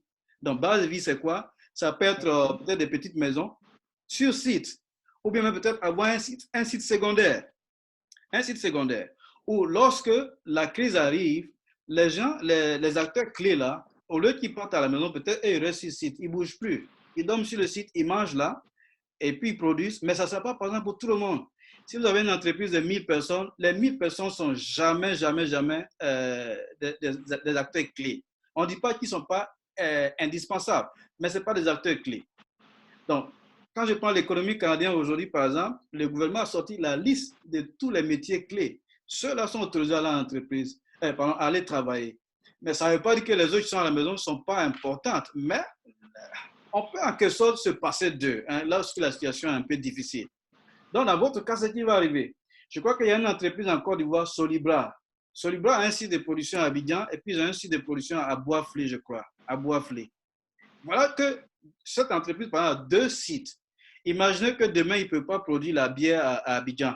Mais peut-être qu'en l'espace de 2 semaines ou 3 semaines, il peut réchanger leur structure pour pouvoir produire la bière à Bois-Flé. Pourquoi pas? Parce qu'à Abidjan, ce que les gens ne savent pas, Abidjan est sur le littoral. Et moi, quand je vois, par exemple, beaucoup de gens qui vont construire des maisons à Bassam, et le gouvernement ivoirien même fait cette erreur d'investir massivement à Bassam. Et à chaque fois que je vais là-bas, personnellement, j'ai peur. Et moi, je ne peux jamais acheter une maison à Bassam parce que c'est des coins, un jour, tu peux être inondé. Et quand je parle d'inondation, ce n'est pas des inondations de pluie, mais c'est l'océan qui peut bouffer ce genre de villes-là. Je pense que les villes comme là où vous avez des villages entiers qui ont déjà disparu. Donc, un coin comme Abidjan, dans 50 ans, on ne sait pas ce qui peut arriver. Abidjan est sur l'eau, je dirais même peut-être sous l'eau. Donc, du coup, le gouvernement ivoirien, je sais qu'il y avait un gouvernement dans le temps qui est pensé à délocaliser la capitale à Yamoussoukro, ce n'était pas une mauvaise chose. Mais ce projet n'a pas démarré, n'a pas suivi son terme.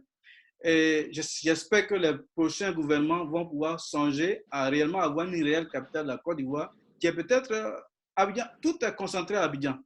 Aujourd'hui, si quelqu'un veut faire du mal à la Côte d'Ivoire, tu captures Abidjan et puis c'est fini. Parce qu'ils ont tout concentré dans une ville comme Abidjan. Donc, pour revenir à ta question, Serge, votre entreprise peut mettre en place un système de continuité d'activité, mais ça va peut-être nécessiter un certain coût. Ça ne sera pas aussi facile que ça l'aurait été dans un autre cas. Parce que vous êtes vraiment de la production. Et quand c'est production, parfois, comme je dis, vous devez peut-être avoir une base de vie, peut-être même avoir un autre site, peut-être même construire des maisons pour les employés sur site, ou alors peut-être un autre site même carrément, de sorte que si les choses arrivent, tout aussi vous savez dévier les choses. Donc, c'est faisable, c'est possible, ça demande les moyens, mais il ne faut pas toujours se laisser aussi bloquer par les moyens. Il faut au moins déjà commencer par quelque chose. Et puis, en fonction des moyens dont vous disposez, vous élaborez les choses graduellement. Mais au moins, il faut avoir la matrice de départ qui inclut tout. Au moins, ça donne la volonté. Et si on le sait, on sait au moins les moyens qu'on peut mettre dedans pour atteindre l'objectif. Ok, merci. Je suis satisfait de votre réponse et vraiment merci. Et que vraiment, merci aussi au président Mia pour cette initiative. Merci beaucoup.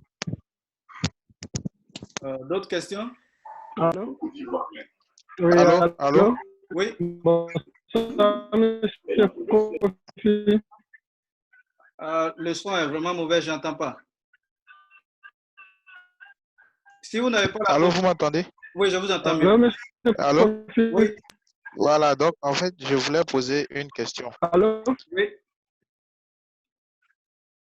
Allez-y. Vous entendez, c'est bon? Herman, qui parle maintenant? C'est Herman. Herman, le son est vraiment mauvais. Allô? Allô? Oui, allez-y. C'est Ariel maintenant? D'accord, je vais juste me déplacer un moment. Oui, Ariel. En fait, je voulais poser une question. Est-ce que pour... On va prendre la question d'Ariel pour l'instant. Quand vous allez avoir une meilleure connexion, je suis là, je peux prendre votre question. Allons-y, Ariel. Voilà, en fait, on voit aujourd'hui la situation avec les hôtels et l'industrie du tourisme.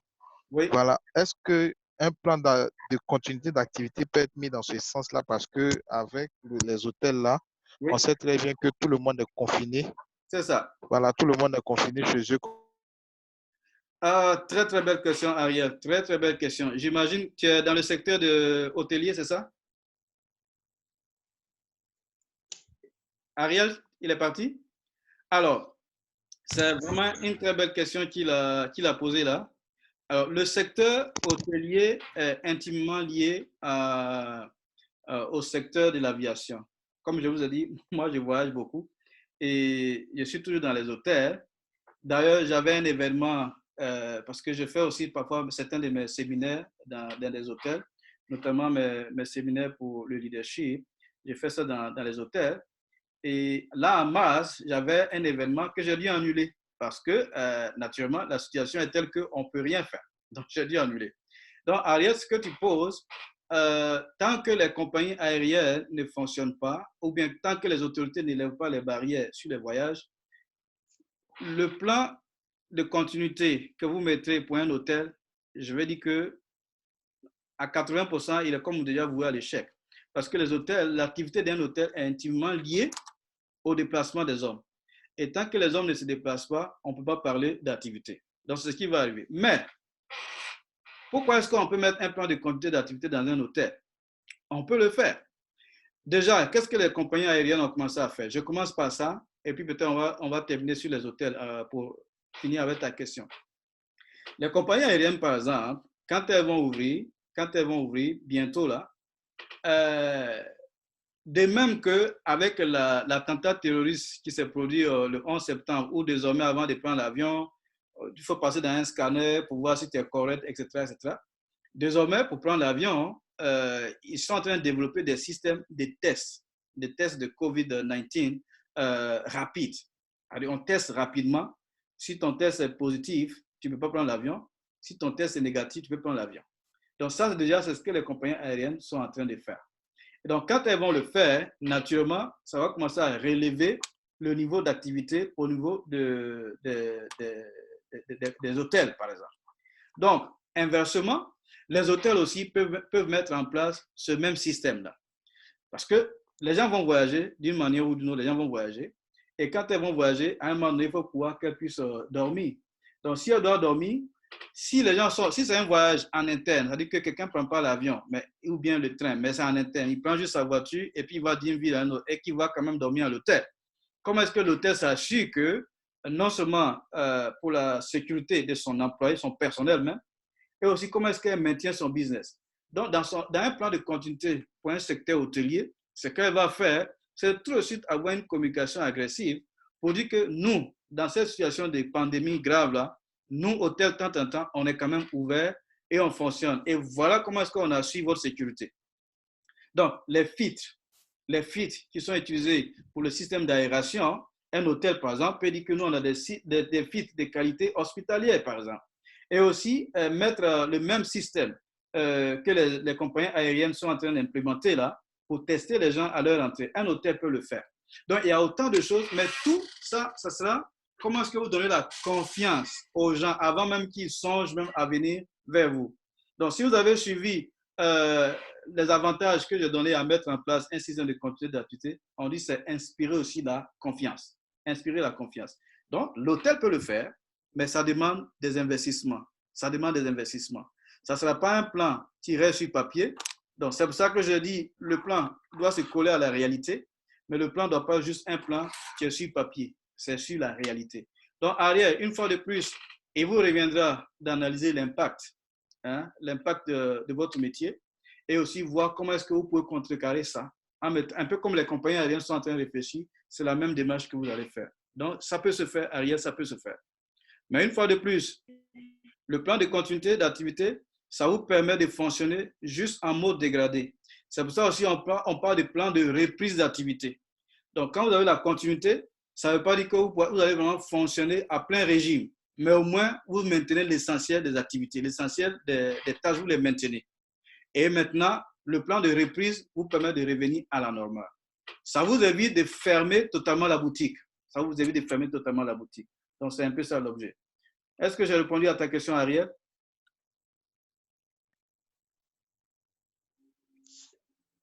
Ça va, merci beaucoup. J'aimerais faire... Allô? Oui, Allô? Oui, Ferdinand, vas-y, oui. Oui, c'est juste un complément, un additif à votre réponse sur la préoccupation de Ariel. D'accord. Il faut aussi tenir compte de la législation, de la loi, de ce que les autorités prennent comme on dit, comme décision. Par exemple, si je prends le cas de la Côte d'Ivoire, là où je suis, si les autorités disent que les restaurants et les hôtels doivent rester fermés, je ne vois pas pourquoi on va faire un plan de continuité. Tenir compte aussi de ça. Voilà. C'est ce que je voulais ajouter. Absolument, absolument. Vous avez totalement raison de souligner. Et maintenant, dans le même temps, certainement, il peut y avoir des hôtels qui sont acceptés par les autorités pour ouvrir pendant cette période, mais sous certaines conditions. Absolument. Là, ce n'est pas tout le monde qui va vers là. Là, au moins, ces hôtels-là, ils peuvent mettre en place une continuité d'activité. Absolument, absolument. C'est ce que je voulais dire. Absolument. Merci beaucoup, Touré, pour votre contribution. Vous avez totalement raison. Vous avez totalement raison. C'est ça. C'est exactement ça. D'autres questions? Allô? Oui. Oui, alors vous m'entendez mieux maintenant? Allez-y, c'est pas tout à fait... Vous m'entendez mieux? C'est Herman Kadula. Allez-y, Fernand. Allez-y, posez votre question. D'accord. Donc, je suis pas ravi de la réponse que vous venez de donner sur la question de Ariel. Oui. Parce que je évolue dans l'industrie hôtelière, donc ça a été vraiment... Actuellement, où nous sommes dans un environnement où les normes, l'utilisation des normes n'est pas vraiment beaucoup ancrée dans nos mœurs. Et particulièrement en Afrique, tel que vous avez décrit, 9 et 30 entreprises en Afrique dans l'ensemble ont essayé cette continuité d'activité. Comment est-ce que pendant qu'on n'a pas encore gagné la bataille sur des normes standards comme ISO 9001, 14001, 45001, comment est-ce qu'on peut peut-être pousser ou encourager les décideurs à se lancer dans une implémentation de cette norme pour la continuité d'activité? Ben, une fois de plus, il n'y a pas un ordre hiérarchique pour implémenter une norme. Donc, la décision d'implémenter une norme toujours dépend de la vision et des ambitions stratégiques de l'entreprise. Donc, on n'est même pas obligé même de commencer par une norme ISO 9001. Même pas. En Côte d'Ivoire, les gens parlent pas beaucoup plus de ISO 9001. C'est juste dû à la nature de l'économie locale. Au Canada, les gens parlent de qualité sans même parler de certification. Aujourd'hui, au Canada, vous avez des entreprises dont le niveau de qualité est, je vais dire même 10 fois supérieur au niveau de qualité d'une entreprise certifiée en Côte d'Ivoire que je connais, par exemple. Donc ici, les gens même font la qualité sans même parler de la qualité. Donc à ces gens-là, parfois, se certifier, c'est même pas, c'est pas ça qui est leur préoccupation. À moins que, ici, je vais vous dire, les entreprises qui se certifient à ISO 9001, très souvent, c'est des entreprises qui font soit des business avec le gouvernement ou alors des entreprises qui font l'exportation.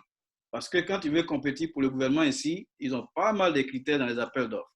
Et une certification ISO 9001 peut être vraiment, souvent même ils le mettent même, il faut être certifié ISO 9001. Donc, on n'a même pas le choix que de faire ça. Par contre, là où les entreprises, je peux dire, s'en vont volontairement, hein, c'est la certification sur la sécurité de l'information, ISO 27001, et puis la vie privée, hein, ISO 27701. C'est vrai, là, aujourd'hui, c'est ça que les gens font. Moi, la majeure partie des audits que je fais aujourd'hui, c'est ISO 27001 et puis ISO 27701, Privacy Management, donc la gestion de la vie privée. Donc, c'est pour dire que, Fernand, vous n'êtes même pas obligé de faire une certification ou bien une démarche ISO 9001. Non, ce n'est pas le début. Si vous pensez que la nature de votre activité est telle que c'est peut-être continuité d'activité qu'il faut regarder, ou bien même l'environnement, en général, les hôtels parlent beaucoup plus d'environnement à cause de la gestion de l'eau, l'électricité, même la nourriture que les gens mangent, et puis quand le reste de nourriture dans les hôtels, comment les gens gèrent ça. Donc, tout ça, très souvent, les hôtels regardent plus environnement plutôt même que qualité, parce qu'un hôtel qui n'a pas un niveau de qualité minimal, donc ça, c'est même pas la peine. Donc, l'accueil, la propreté, c'est des choses, en général, les hôtels l'ont déjà naturellement. Mais là où elles peuvent gagner, souvent, c'est beaucoup plus sur d'autres aspects plutôt que la qualité, la norme qualité, je veux dire. Donc, du coup, l'exercice vous revient réellement à froid, de vous asseoir, de réfléchir et de voir est-ce que c'est dans quelle direction devons-nous aller. Mais moi, je pense que la continuité d'activité vraiment intéresse tout le monde. Parce qu'on peut avoir le meilleur système en qualité, le meilleur système de sécurité, le meilleur système de tout ce qu'on peut imaginer. Mais si un petit événement arrive qu'on n'est pas capable de tourner, il ne serait-ce qu'à 40% du régime normal, je dis qu'à quelque part, on a échoué en fait. Donc ça, c'est vers là que vous devez pousser la réflexion en fait.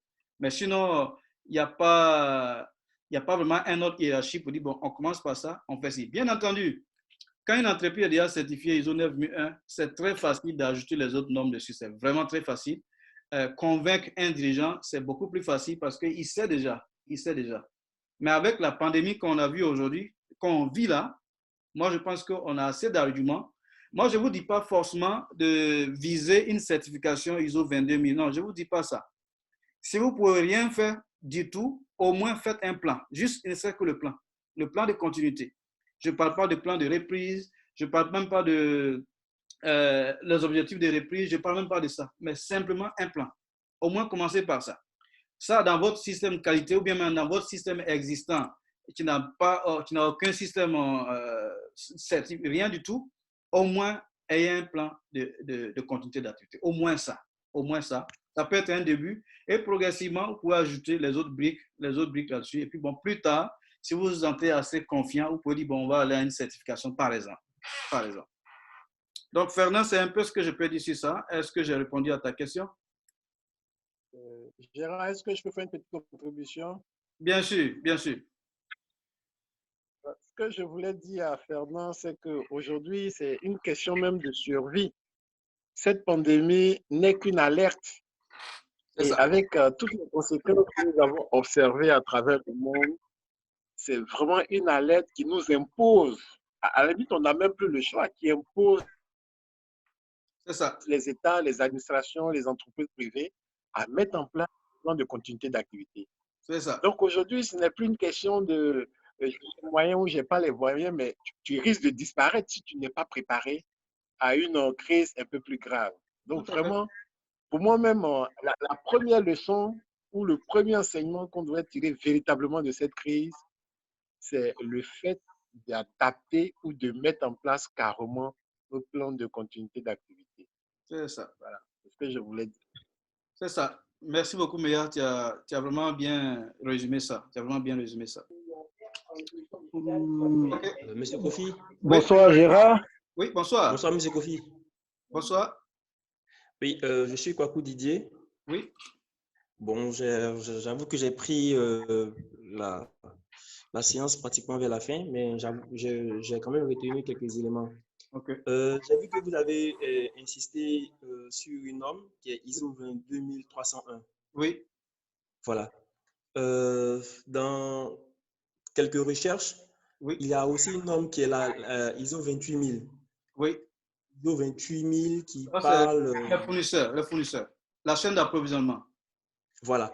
J'aimerais savoir si cette norme-là pourrait répondre aussi à la préoccupation qui aujourd'hui, au niveau mondial, c'est-à-dire le plan de continuité. Est-ce que cette norme-là ne pourrait pas aussi nous aider? Oui, c'est bien que tu soulèves ça. C'est très bien que tu soulèves ça. Je parlais de la chaîne d'approvisionnement. Peut-être que c'était le lieu d'insister sur cette norme. Alors, la chaîne d'approvisionnement, d'abord, la gestion de la continuité, le plan de continuité, ça s'inscrit dans la gestion globale des risques. Et ça, je crois que l'intervention des meilleurs le jeudi passé, il avait bien mis ça en relief.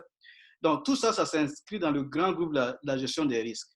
Maintenant, quand on parle de continuité d'activité, la gestion des fournisseurs, ou bien la chaîne d'approvisionnement est une des composantes. C'est une des composantes, mais à elle seule ne remplace pas la continuité d'activité. Si vous réglez seulement le problème des fournisseurs ou bien la chaîne d'approvisionnement, vous avez fait quelque chose, vous avez réglé une bonne partie du problème, mais vous n'avez pas tout réglé parce que il n'y a pas que ça. Il y a beaucoup de choses qui rentrent dans la continuité d'activité. Donc, la norme 28000, son objectif, c'est vraiment de focuser essentiellement sur la chaîne d'approvisionnement. Juste ça. Mais elle ne va pas vous parler de comment vous gérez votre IT, par exemple. Elle ne va même pas vous parler des ressources clés. Si quelqu'un dans votre entreprise, demain, il quitte ou bien il meurt, puisque souvent, nous autres, là, on ne met pas la mort dans nos programmes, mais pourtant, la mort, ça peut arriver. Mais cette norme 28000 ne va pas forcément parler de ça. Et parlant de continuité d'activité, l'une des composantes, il y a tous ceux qui sont qualiticiens ici, je crois qu'il y a beaucoup de qualiticiens qui sont connectés dans ce webinaire. Dans la formation, on parle souvent d'audit. Première partie, seconde partie et troisième partie. L'audit troisième partie, ça c'est ce que tout le monde connaît. L'audit première partie, on fait audit interne tout le temps. Mais l'audit seconde partie, il y a des gens qui le font rarement. Mais l'objectif de l'audit seconde partie, justement, c'est d'auditer les fournisseurs. Et ça, dans un démarrage de continuité d'activité, il faut pouvoir auditer vos fournisseurs, surtout les fournisseurs clés, pour voir si eux-mêmes, le fournisseur là, en qui vous avez mis toute votre confiance, pour voir si son système est suffisamment dimensionné pour pouvoir continuer aussi de produire. De sorte que si un événement, n'importe lequel survient, vous puissiez toujours continuer de fonctionner en comptant sur lui. C'est alors que la 28000, l'ISO 28000 peut vous aider. Donc, si votre fournisseur, par exemple, vous réussissez à lui imposer d'avoir une certification peut-être ISO 28000, ça vous aide. C'est-à-dire que vous voyez les choses dans les deux angles. Et quand vous allez, par exemple, aller l'auditer, ou bien aller le surveiller, vous pouvez utiliser, par exemple, cette norme ISO 28000, mais vous réglez seulement une partie du problème. Mais une fois de plus, après, ça dépend de la nature de votre activité. Quand vous faites votre analyse d'impact, si c'est le fournisseur qui représente peut-être 70% des enjeux, peut-être que dans votre plan de continuité d'activité, vous allez vous concentrer seulement sur la sécurisation de la chaîne d'approvisionnement. Mais il y a des entreprises où ce n'est pas seulement ça. Il y a des entreprises, c'est autre chose. L'enjeu se trouve ailleurs. Parfois même, c'est sur juste un acteur. Moi, je prends le domaine de l'informatique. Vous savez qu'en informatique, les ingénieurs informaticiens, c'est des gens qui réfléchissent et puis ils font la conception, ils conçoivent des projets, ils développent des logiciels.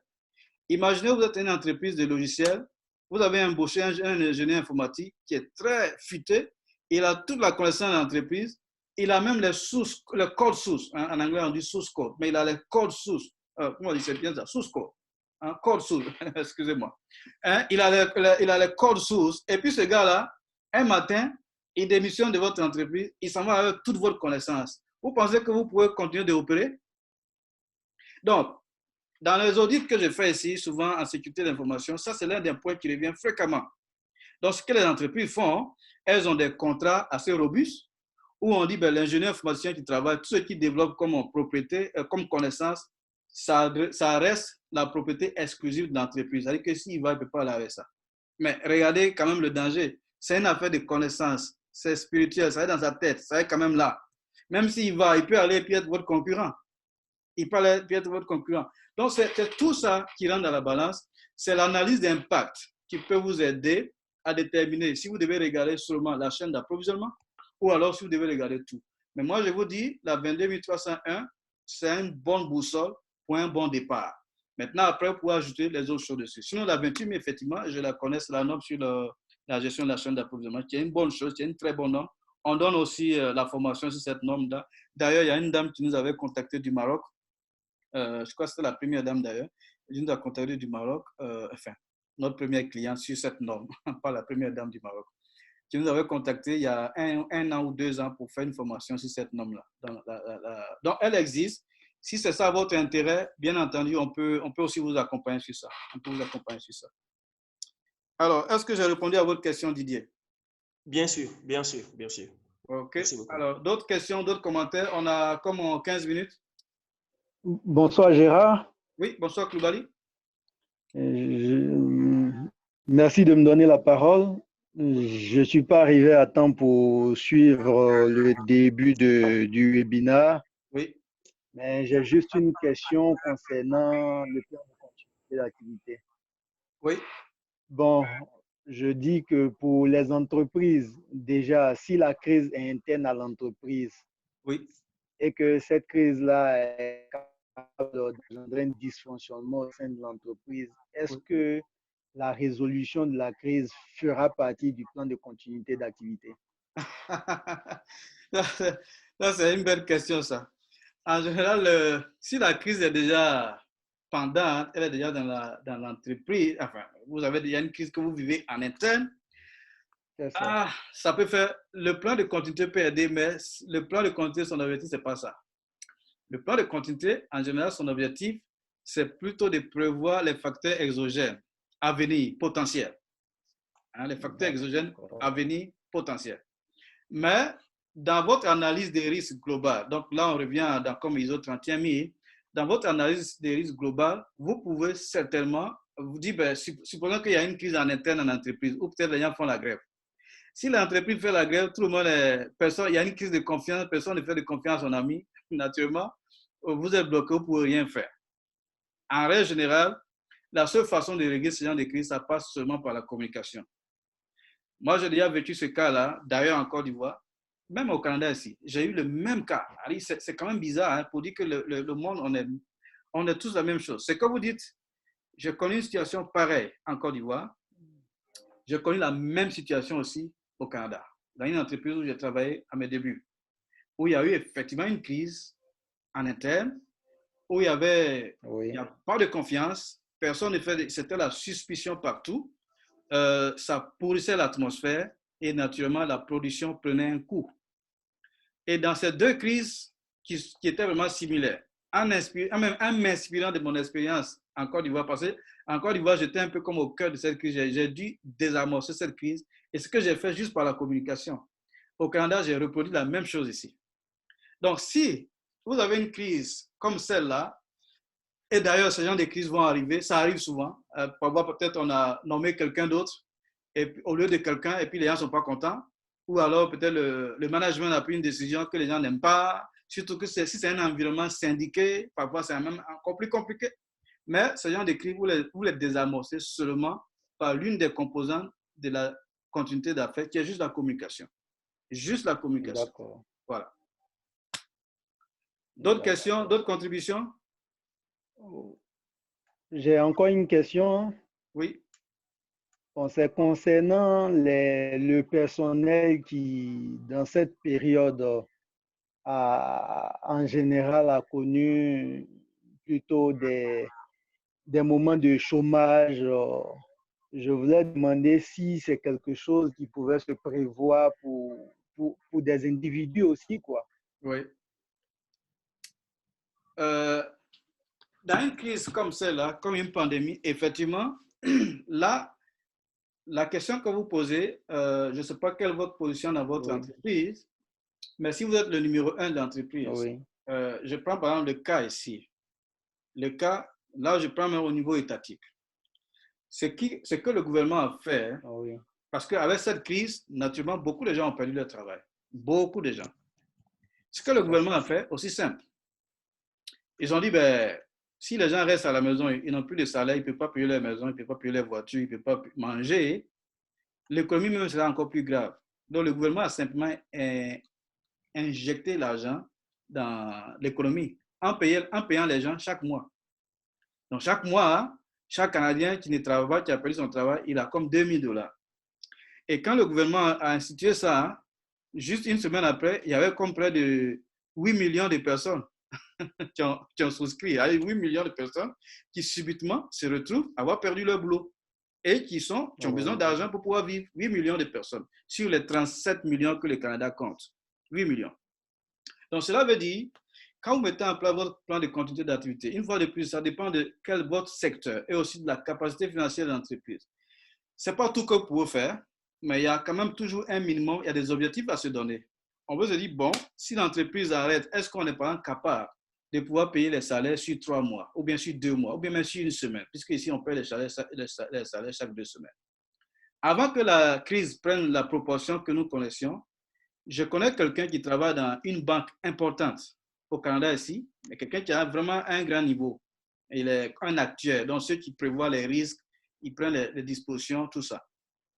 Là où le problème n'était pas encore apparent pour tout le monde, déjà cette banque-là, ils étaient en train de déjà voir un plan de contingence. Ça veut dire que des scénarios pour dire ben, il va y avoir comme une sorte de récession.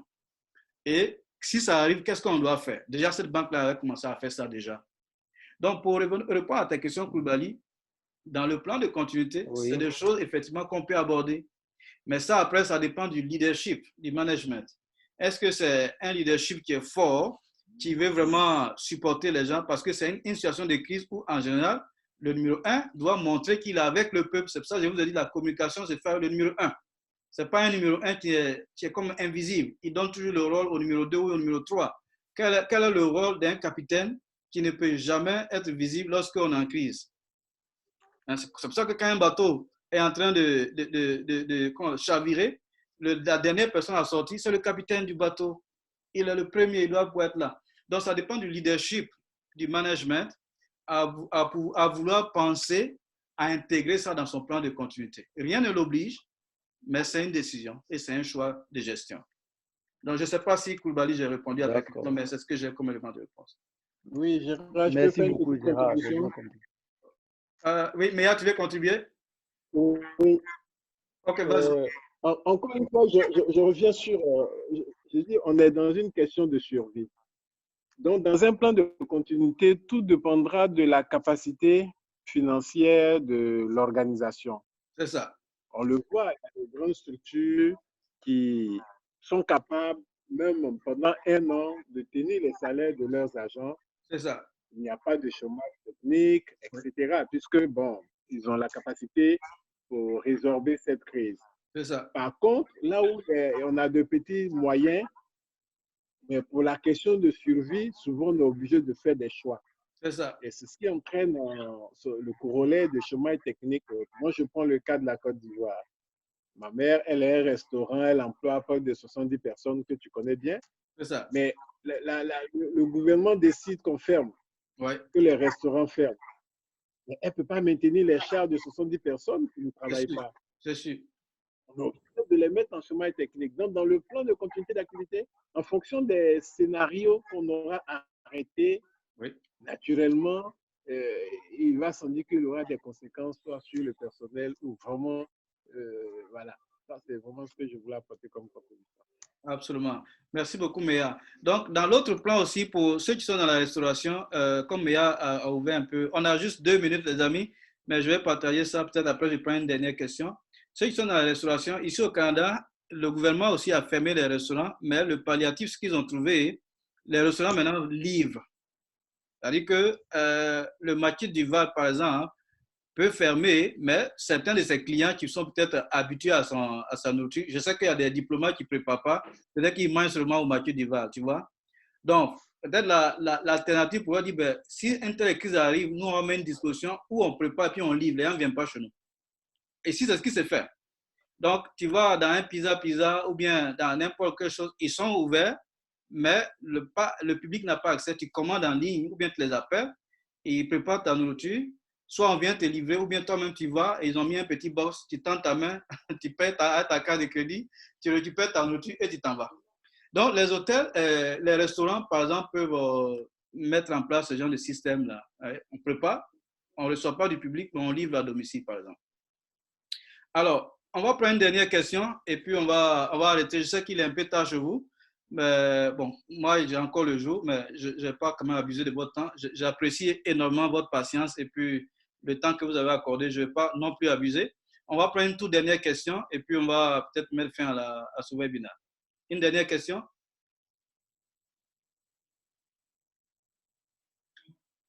Pas de questions? OK. Donc, je crois qu'on a fait le tour. En tout cas, merci beaucoup à tous. Merci infiniment de votre temps.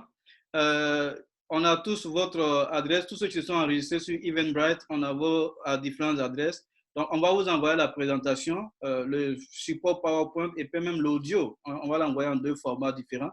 Donc, là, on a fait comme 2 heures. Bon, ceux qui veulent écouter la communication entière, Laurent, mais aussi on va voir la présentation séparément pour que bon, ceux qui n'ont pas pu suivre puissent suivre.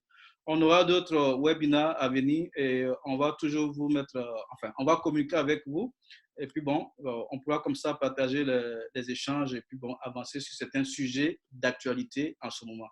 Encore merci beaucoup et comme on dit ici, stay safe, stay safe. Allez, bye bye. Bye, merci encore. Au revoir. Au revoir. Bye bye Gérard, merci, au revoir. Au revoir, au revoir.